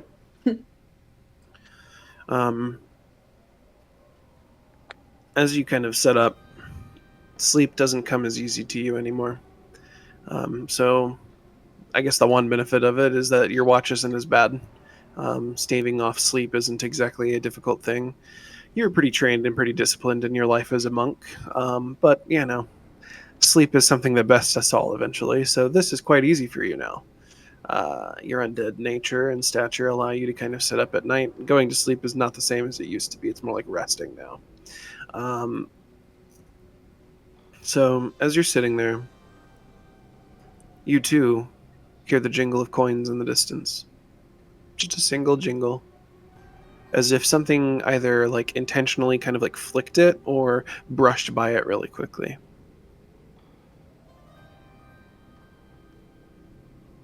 I'll kind of shift my gaze over to that area, see if I can see something a little more than just a jingle. You see a dark figure stood behind the tree. That dark figure, you can't really make it out quite yet. And as soon as you kind of especially because you were kind of just kind of glancing that direction, as you kind of see it and begin to narrow your eyes on it, it disappears. It's like it was never there. Then I pay it no mind. Just assume it's the thing that Azricus and had warned me about. The fire kind of crackles in your camp. Though it does feel like it's crackling a little softer than a normal campfire, almost like in a hushed tone. It's kind of felt that way all night. The fire hasn't really given off the same warmth that it normally does for your party. It's still warm, and it's better than no fire, but definitely a little different. You find yourself kind of scanning the horizon, looking in between trees, looking towards the road for anything. And it's mostly quiet. No insects, no real wind or anything like that. As you're kind of scanning the horizon this time, you see what looks like you before you became a vampire. No mouth, but eyes the same color they were, wearing the holy garb of Lathander, the Morning Lord. A proud, perhaps sometimes too proud monk sat there staring at you. Mouth completely gone. It doesn't have an expression on its face. There's no sadness, there's no anger. As your eyes kind of really focus in on it now, you kind of take in all the details. You feel a small gust of wind, kind of. And just like mist, that gust of wind disperses it. Okay. Yeah, then I just go back to keeping watch. If it's dispersed, then I'm not really gonna... I was gonna throw a rock at it, but if it dispersed, then that is what it is. You continue your watch. Mm-hmm. You can feel almost like a presence in the dense forest to your left. Mm-hmm. You can, there's definitely like a very clear kind of disparity from the kind of like light forestry that's near the road and the like very dense forest off on your left. Okay. The dense forest is not only very dark over there, but like it feels like there's something kind of, I don't know, rotten or corrupt from that forest and that side of it. The road where the forest is lighter feels a lot lighter, right? The air over here kind of feels heavy. And while you don't have the ability to like really detect magic necessarily, it's the same kind of feeling you get when you go from outside to inside a haunted house, right? The feeling of it is just weighing you down a bit. You see the monk of your order who fell on the battlefield when you were fighting for Elizabeth's father. You see him standing in the forest, no mouth, No expression on his face. Almost translucent in the night and in the darkness.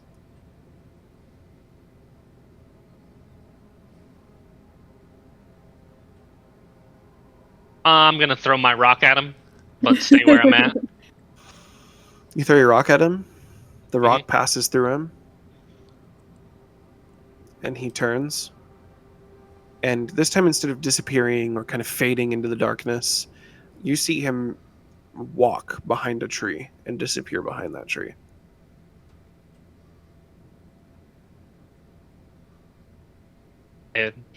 Just keep it into my mind as cheap tricks for everything that I know. My friend fell in battle in Faerun and is in the halls of glory and our afterlife. So I don't even pay any mind to it. That's what I think, at least. So to me, it is nothing.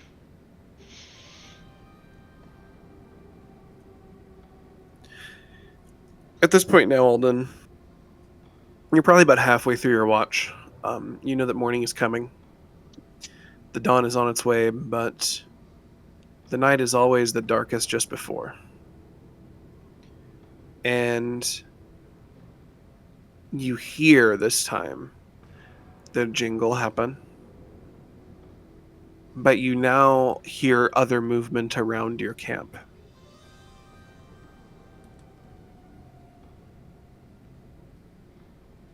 Yeah, I'm gonna wake up Azricus, and I wake him. I go to him and place my hand on his chest and one of my fingers on my mouth, to be quiet. But I kind of try and shake him awake with my other hand. Eyes shoot open, sees you immediately with the finger over your mouth, and just kind of nods. I sign to you. Something surrounds us. And I point to the areas where I heard the movement. Azricus, you recognize one of the areas being where you set up the rope trap again. And then one of the areas being towards the dense side of the forest, and then some kind of behind your camp, kind of where you've come from, and then one kind of forward in front of the camp as well.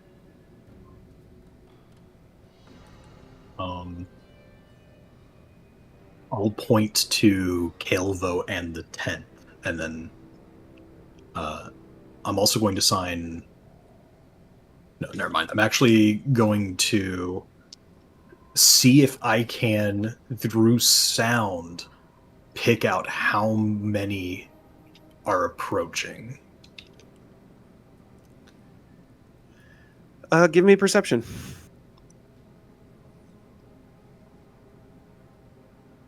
Wow. I rolled the exact same with advantage, so 17. You can tell that there are 4. And in fact, as you're kind of picking up on these noises, you hear one extremely closely. And before you can even really react, you see a looming figure behind Alden. Alden, it takes you a moment, but you can also kind of feel the presence of something behind you eventually, as it's kind of stood towering behind you. As you kind of turn to look to see what it is, and in this moment, Azricus, as Alden kind of is also turning, you're also looking, you see a rather large green orc stood over you with no mouth. As you're also turning, Alden, I'll say this, so you're on the ground, maybe a knee on the ground or something, obviously kind of waking Azricus up and signing to him. As you kind of turn, right, this thing is behind you. As you're turning, you see just a little bit off in the distance. It's quite close to the camp as well. You see Elizabeth ThornWyck, without a mouth, stood there, pale and translucent in the light. Then you turn and see a towering Azricus with no mouth also stood over you.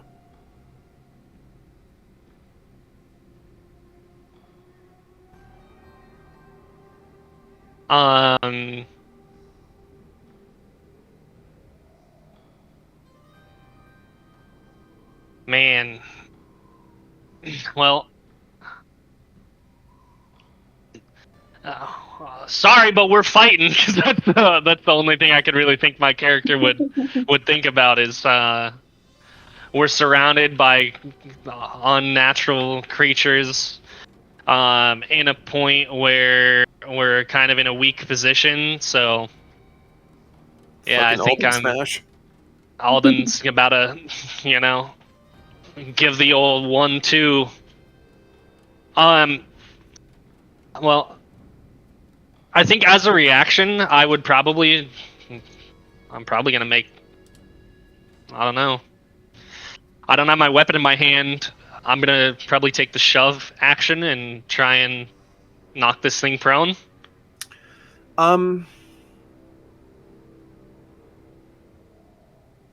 As you attempt to do that, you kind of like from a knee kind of like pivot, right, and then like kind of come up and attempt to shoving this like rather large orc figure down. You pass right through its body. It is, to the best of your knowledge, completely incorporeal. As your like hand kind of moves through where you kind of expected to like meet purchase with a physical form, it passes through in a kind of like mist-like substance, and then it reforms. Caelvo and Elizabeth, I don't think either of you are up yet because Alden hasn't like shouted or anything.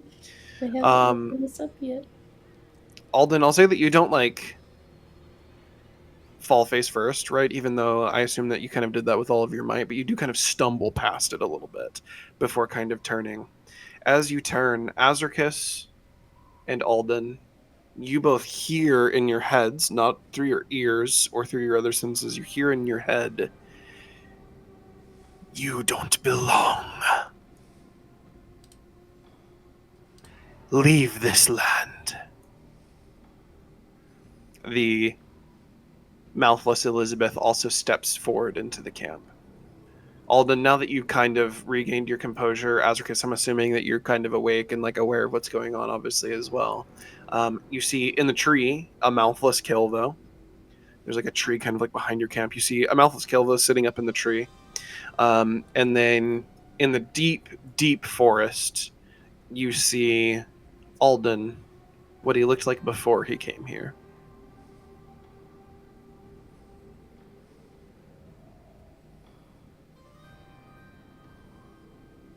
Basically they've just said in our heads, leave this place, you don't belong here. My instant response is, well, then let me leave. As soon as we can. Yeah, I will leave this place as soon as an option to leave is able. From my understanding, we're trapped here.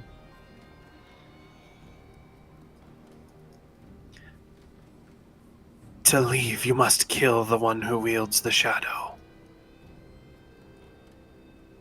Reverberates in your head telepathically again.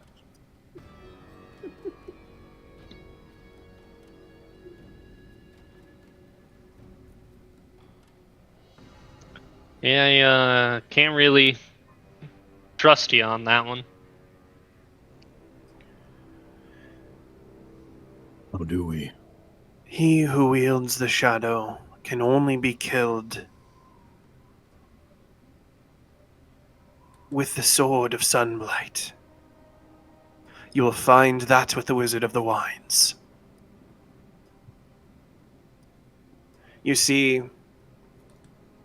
the Phantom's eyes now kind of drag across both of you. Some of them, for example, Elizabeth's ghost / phantom, whatever you want to call it, her eyes drift over to the tent. Caelvo's drift down to the sleeping Caelvo on the ground.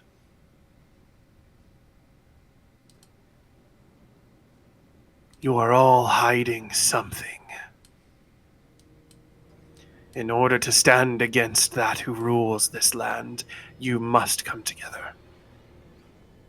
And then they all disappear from your camp. Elizabeth, Shifting from this kind of scene where Alden was defending you guys in your sleep, you find yourself once again in the dream state. You find yourself in a kind of completely white expanse landscape, shadows and mist shifting around you. And once again, you find yourself before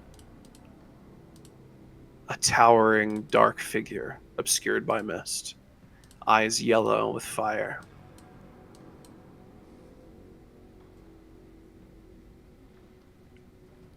Once again, you see figures of Alden, Azricus, Caelvo, obscured by the mist, but not necessarily. Your patron is like dark and like almost a shadow kind of given form. Your friends now, whereas before they were also shadows, are a little bit clearer. It's like they're actually standing there in the mist. Just the mist is kind of obscuring, most of their details, but you can tell that it's them. And you hear the words telepathically reverberate in your head. Consume.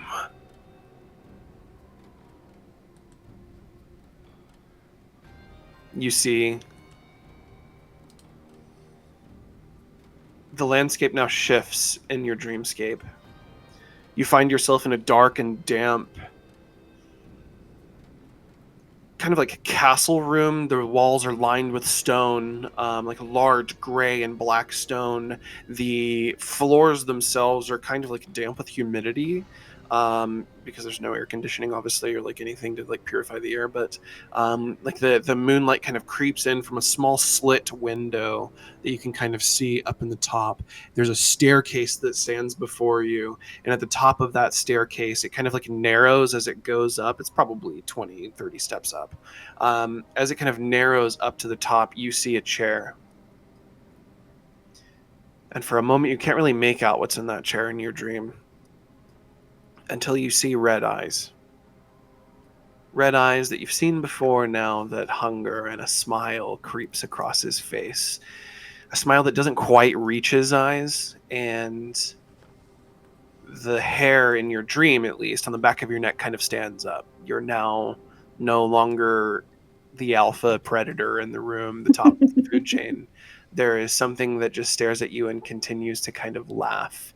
And you hear a loud, reverberating laugh before you're shot back before this large, looming 8 to 9 foot shadow. You must overthrow. And then you wake up. Cold sweat still sticking to your head. Your, the feeling and kind of panic that you get. Your heart is racing, like you just had a nightmare. And that kind of moment when you're having a nightmare, just before you get killed in your nightmare, and then you wake up, that's what it feels like for you in this moment. Your heart is pumping, your adrenaline is going a little bit, you've got sweat running down your body, and then the cold night air hits you finally. And you roll over and go back to sleep for whatever hour or two you might have left before Alden wakes you all up. And then morning rolls around. Alden, how do you wake up the group? Probably just one at a time. It's like, hey, like shaking everybody awake. I imagine because of the positioning of where Caelvo's at, Caelvo would probably get woken up first. Mm-hmm. Then I would wake up Azricus. Then I would wake up Elizabeth. And I'm not gonna wake up what's her fuck? Irina. Yeah. Yeah. I'll wake. I would wake up. Irina kind of gets up and begins packing her stuff. Do you guys discuss what happened last night at all amongst each other? Caelvo's just sharing his second family meal with everyone. I think he's got one left. As you guys are you fully pack up, you've got the fire still kind of going right before you're about to put it out. You guys all kind of sit down for a family meal and kind of begin munching on the meal with, I can't remember exactly what was in it, honestly. But dry bread and cheeses is pretty much from the store we got. Okay. You guys are all, you find either like a stump or maybe like a little rock to kind of sit against and share your meal with each other. Thank you, Caelvo, Yeah. for cooking. It's for all of us. Sleep well, everyone? Yeah, I mean, as well as I think I can. But as well as the next guy, I suppose. Did you get to see the ghosts? I never saw nothing.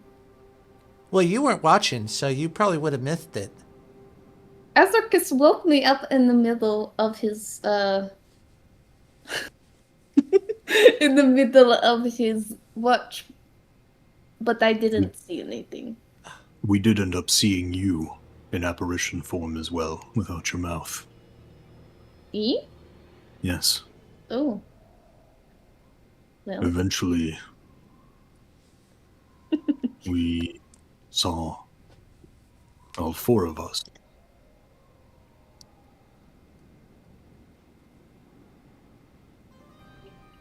They told us we don't belong in this land.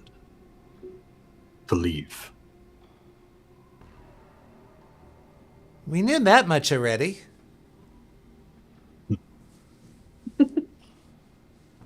I don't want to be here longer than I have to be.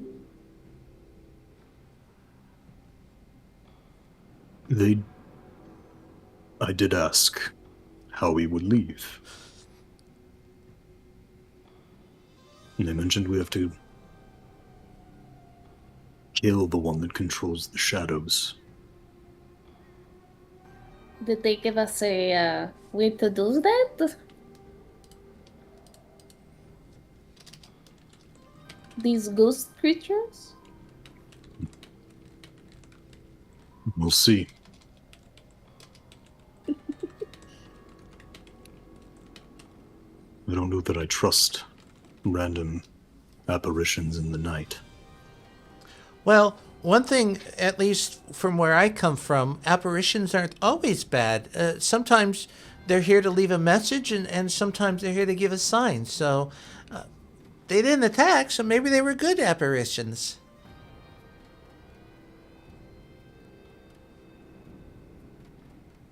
There was some hostility, but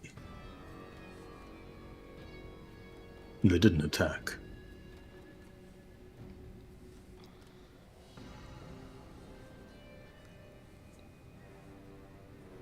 Be nice, slept through the night, so I guess we're fine.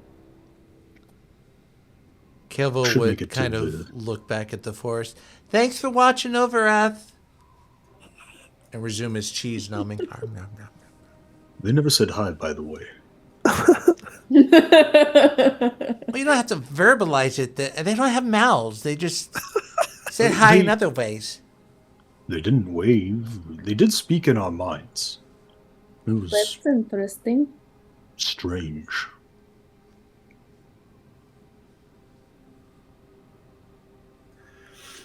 I don't think I liked it. It's a weird An place. acquired taste, I suppose.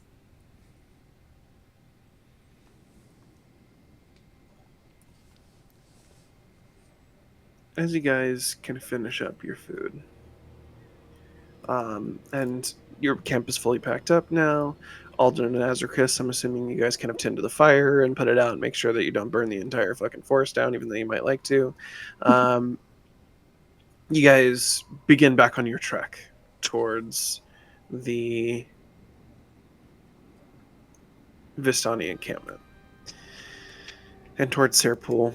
You guys come up to a crossroads eventually.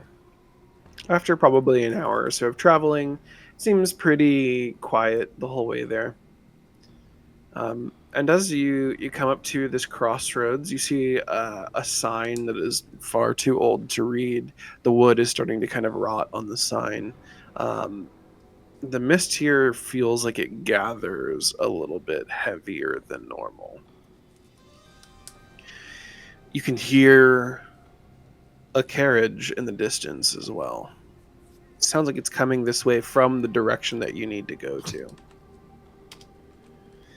And in this area, there's like a small kind of graveyard, what appears to be a building of some sort. It's like way too blown apart for you to really kind of tell what it is at this point. There's like the foundation of the building kind of still there, but literally nothing else. There's no walls, nothing like that standing.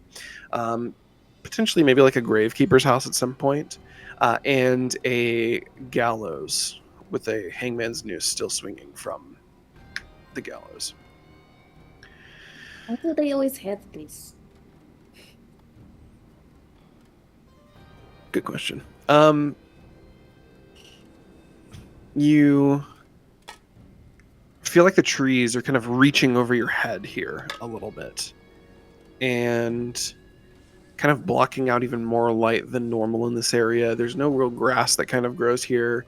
The path itself is dirt, but also kind of under the trees is all dirt. Around the graves is all kind of dirt and stuff, and loosened dirt. And give me a moment, and I'll pull you guys to the right map. This is where you guys come up to, and you find yourselves at the crossroads. One way you can tell kind of leads into denser forest for a moment, and then the other way is where the sound of the carriage is coming from, and from where you know that Serpool is at, and where you need to go.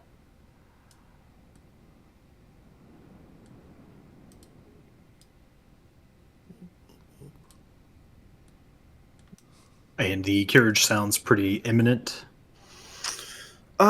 Yeah, it's like a few minutes out probably, but definitely for you, Azricus, you know it's going to be a few minutes. But it's definitely going to be coming down the same path you plan on going. Right. Yeah, out of habit and knowing his first encounter with the carriage, Caelvo will off-road it a little, like follow everyone on the road, but off on the side so he can duck behind a tree if he has to. Yeah, Azricus takes up like on the edge of the roadway, kind of waiting to see like whenever the carriage comes, he'll kind of like step off the road so he doesn't get hit or anything. But until he sees it, he's just gonna keep walking forward. I'm just walking on the side of the road so I don't get splashed by the horses.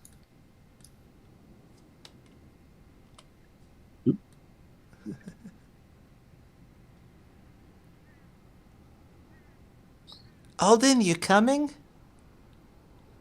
I'm going to kind of walk off to the side of the road, grab my hempen rope, and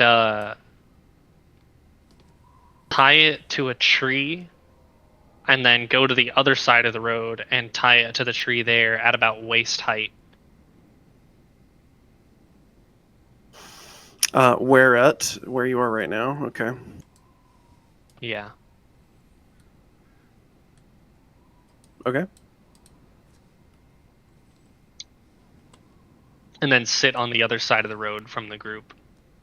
And I'm also going to try to fucking sneak. Well, I'm definitely not trying to sneak. I rolled a 3.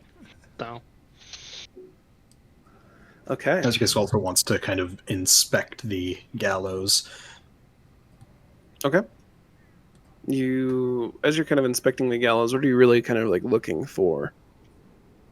I was kind of wondering if Azricus would have actually encountered something like a gallows before, or because I don't know that they're super common in Cormyr. I think they do a lot of beheading there. I don't know though. I feel like maybe as like I think he propped understands up, though. you've definitely surely seen like a hangman's noose. Yeah. So this just feels like a bougie version of like a hangman's ornamental noose. as hell. Yeah, exactly. Like this is just pointless. Just fucking throw the rope over a tree type thing, you know. Does it look like it's been used recently, or like it's old, decrepit, ancient, falling apart almost? It's definitely been used. It's like a little, it like lacks maintenance a little bit, you can tell. It's definitely falling apart in certain areas.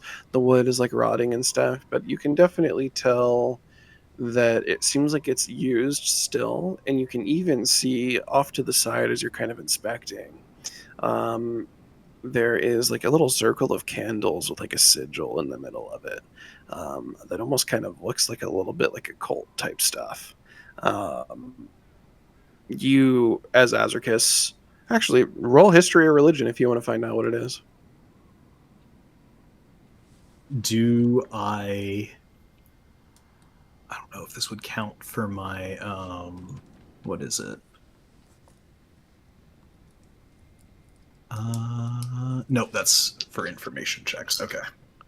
So you said religion or history? Yep.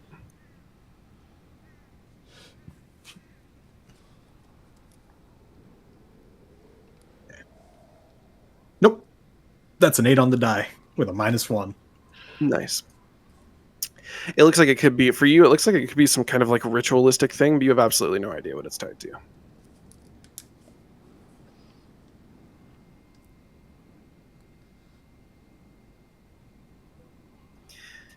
And as you guys sit here, waiting for the carriage to come down the road, you eventually hear it get closer. Those who aren't Azricus also specifically hear it.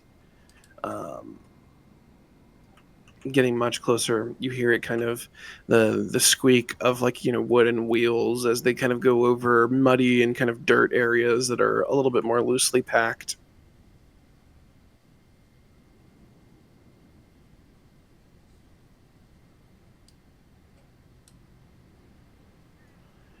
And as the carriage makes its way down the road,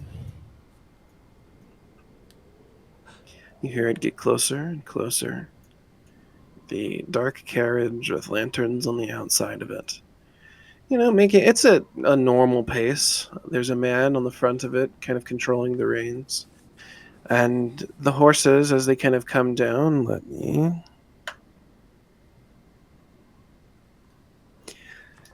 Horses see fucking dick. The guy, however, pulls up on the reins as he approaches the rope in the road. And the carriage stops.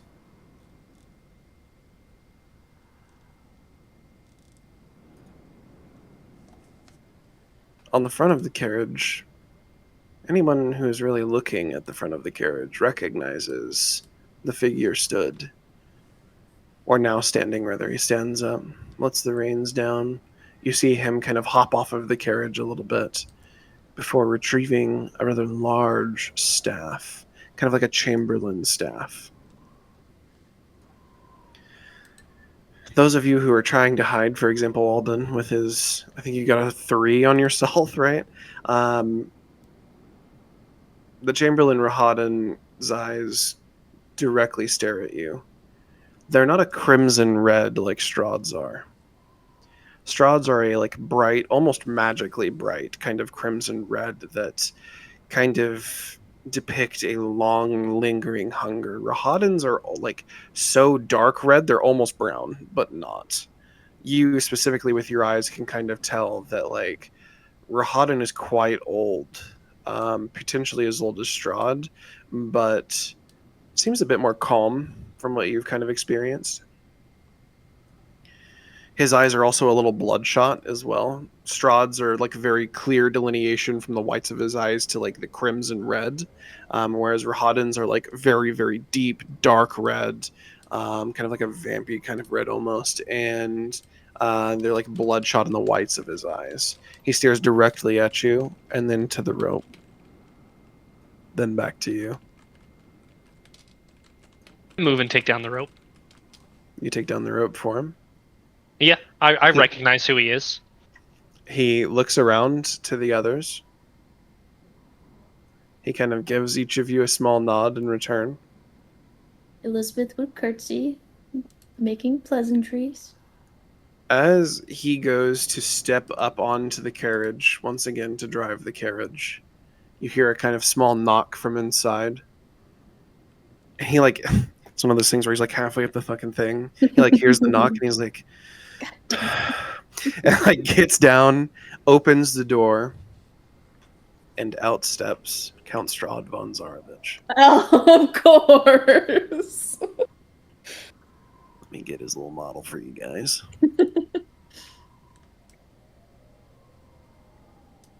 What does he want this time?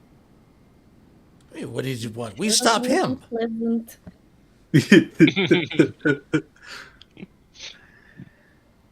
My, he says as he kind of, his eyes drift across all of you in an unnatural type of speed. His eyes fall upon you, Alden. Well, this is a pleasant surprise, my friend. Tell me, how is your new life treating you?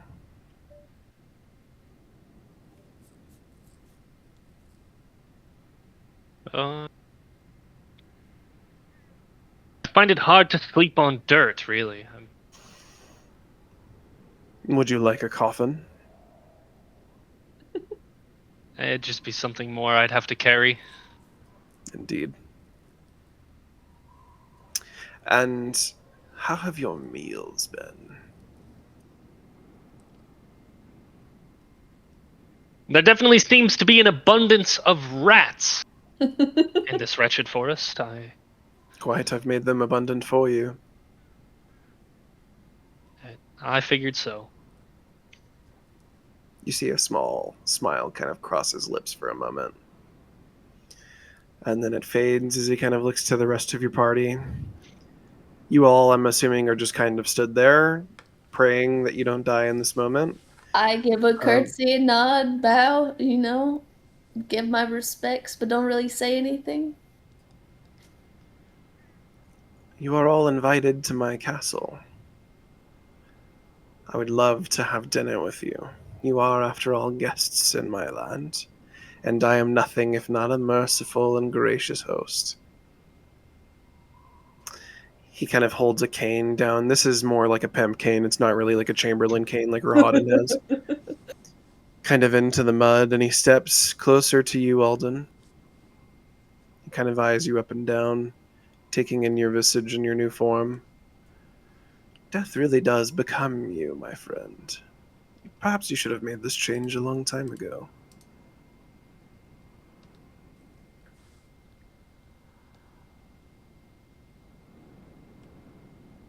I'd say more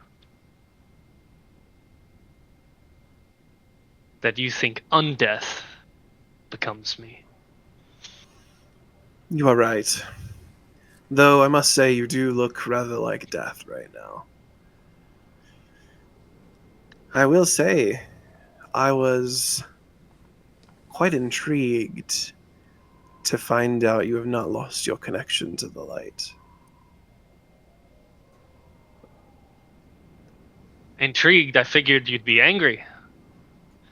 No, my friend. He kind of smiles now, a toothy smile to you, kind of furrowing his brow a little bit. You misunderstand me. You being some weak little undead creature, that's not fun for me. I wanted you to lose connection to the god that you so loved. Whether you have power or not really means not much to me, and in fact, he kind of, gestures towards you. This is a bit more fun, because now you have hope to cling on to. But his eyes now narrow, his face gets a little serious. He goes from he's like prodding and kind of poking fun at you right now, obviously, intentionally. It's quite clear, I'm sure, to everybody. He gets very serious in this moment.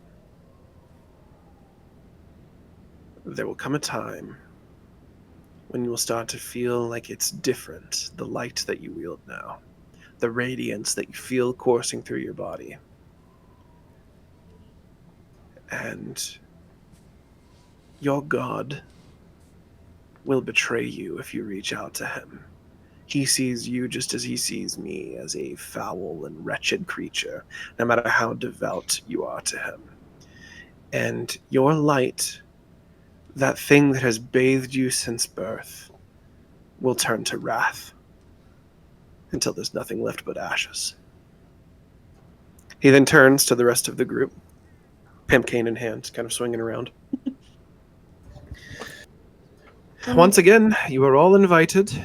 Miss ThornWyck, please do not be a rude guest in the land. Take my invitation. And is there a time frame for this invitation and a dress code? Well, I suppose you may not have quite the finest of dress. He looks over, kind of back to Alden, who I'm sure Alden is like filthy because he was literally buried in the ground.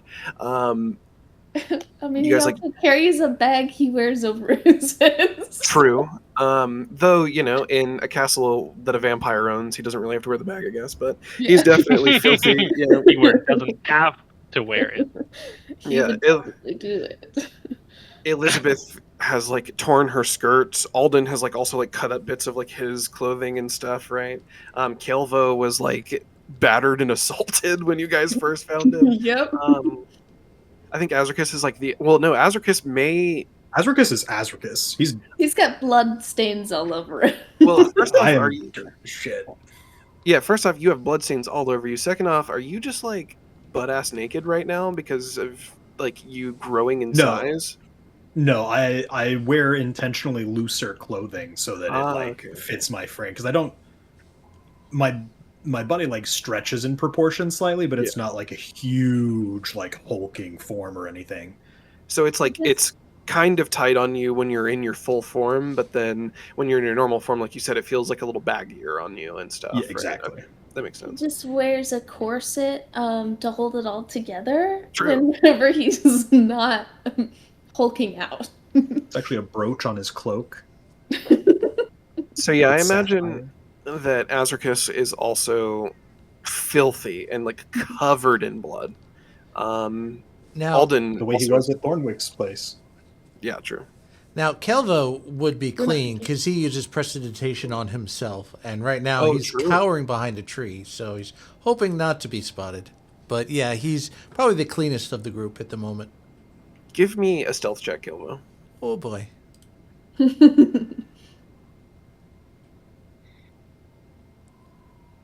Oh, 19. Pretty good. You see Strahd is kind of scanning over your group. Caelvo, you're kind of like barely peeking around a corner, right? Like kind of trying to see what's going on, and then every now and then you kind of like peek back, because you don't want to be seen.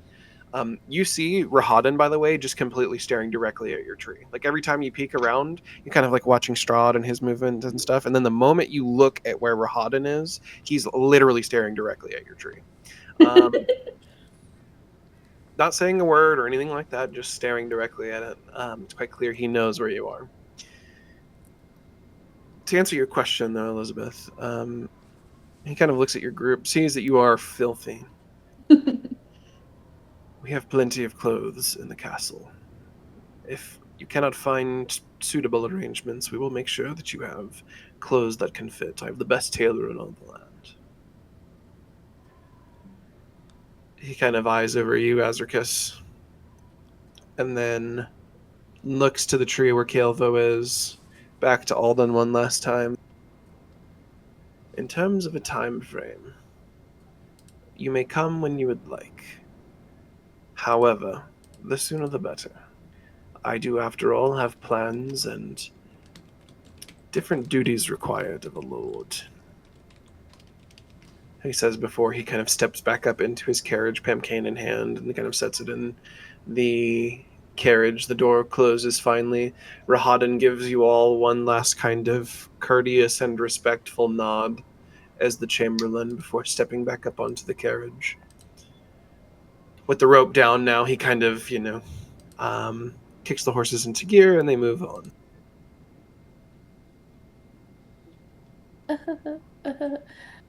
We have to fucking go to this dinner.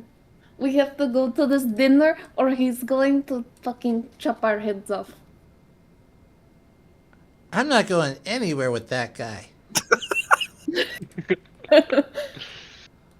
Caelvo, you don't understand.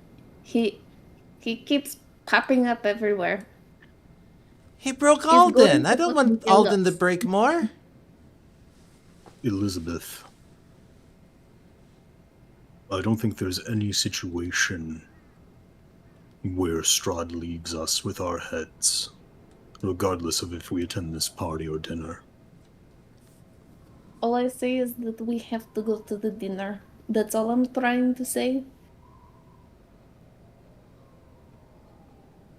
I think it's more about how far has Strahd's carriage gone down the road? At this point, you guys have been talking for a minute or so, so it's, probably 200-300 yards away. The carriage isn't like going fast as hell, obviously, but like it's at a good trot for the horses. So they're definitely 2-3 football fields away from you guys at this point. The road is also kind of windy, right? It's not like a directly straight road, so I would say that they're like just about out of your sight. Yeah, I mean, in his boasting, he said that for now we are not a threat. And so he is not looking at us that way. It's best for us to buy ourselves time before he does come and hunt for our heads. And we don't have to go Caelvo away, but is very right that, he likely just wants to kill us. But he doesn't really have, from his perspective, a reason to right now. So, as I hate the man, I think more than anyone, and I think it too a good idea for us to go.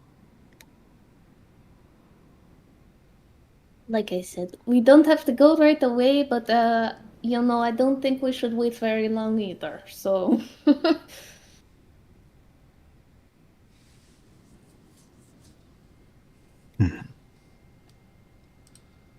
maybe we see, whenever we stop at the next town, like maybe after we do our business there, we then make a decision then. Well, we're not far from Sirpool, but we're supposed to go to Vallaki. I believe we were also supposed to make a pit stop at Sirpool. Mm-hmm. Right.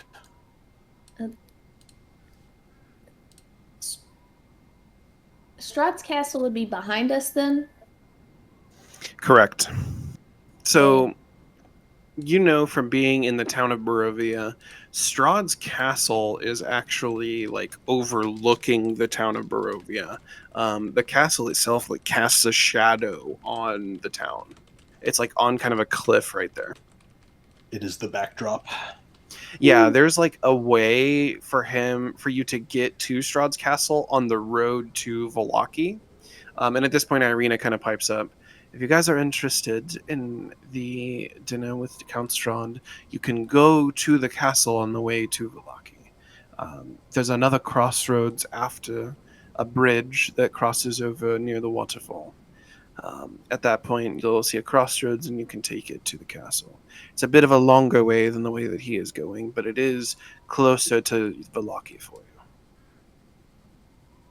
you. Every time, there's always like multiple ways to get to a rich person's house because like they want you to come. Indeed, and that is the capital of this land.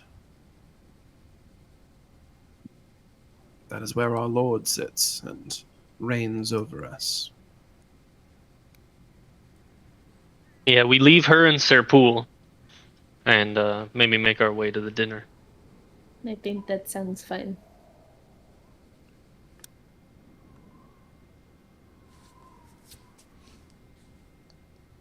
I don't even look at her when I said her. I just like pointed to her over my shoulder. I will be going to the dinner too, actually. Do you think that's a good idea, Irina?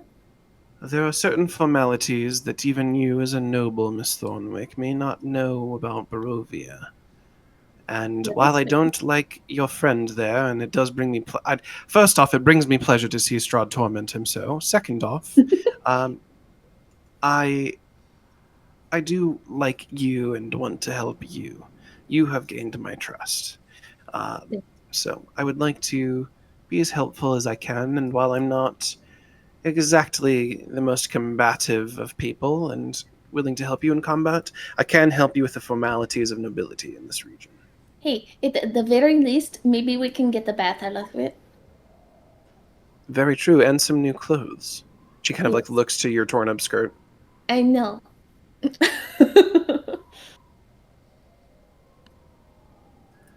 I'd love to see his eyes as I come in. Gilded in a cloak of the morning lord, made by his own tailor. We shall see how that goes. I imagine he may laugh at you, but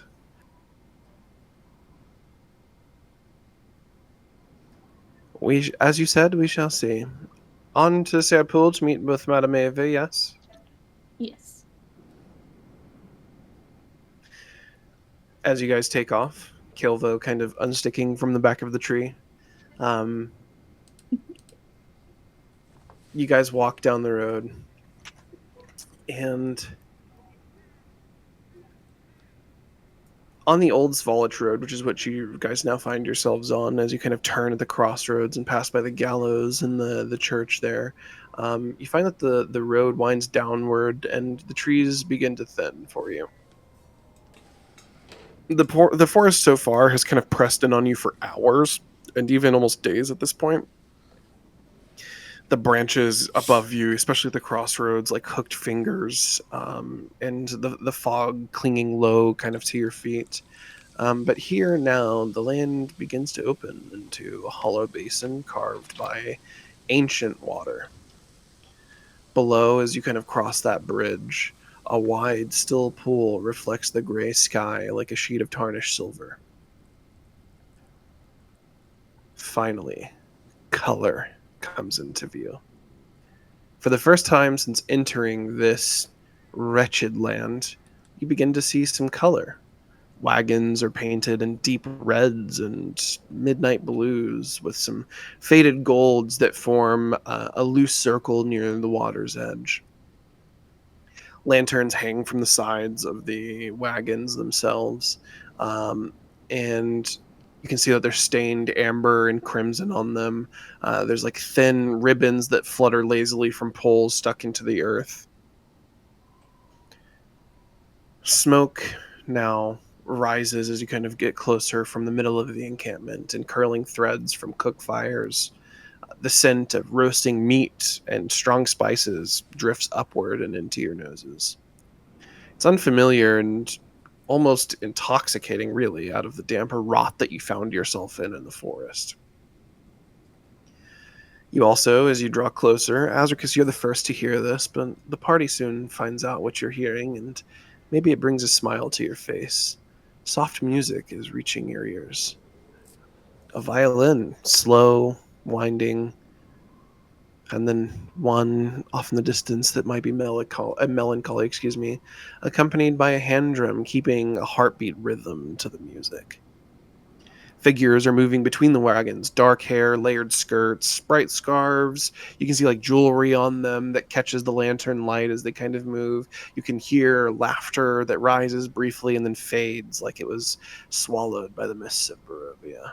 And yet, the mist never fully leaves this place as you kind of venture into the encampment. It clings to the surface of the pool. It coils between wagon wheels, and it hangs low at around ankle height, as if reluctant to give this ground up entirely. One of the figures stops mid-step as you guys now approach the encampment. They've noticed you. A woman with sharp eyes and silver-threaded braids studies you openly from across the clearing. She says nothing, just smiles slightly as though she's been expecting you. Her eyes are silver and grayed out. The music doesn't stop, but it changes. It's slower now, like they're watching you. And with that, we'll end our session here this week. Yeah, make sure to subscribe and like, and share the video, ring the notification bell, and show up to next session on time. Thank you. Have a great day. Yeah.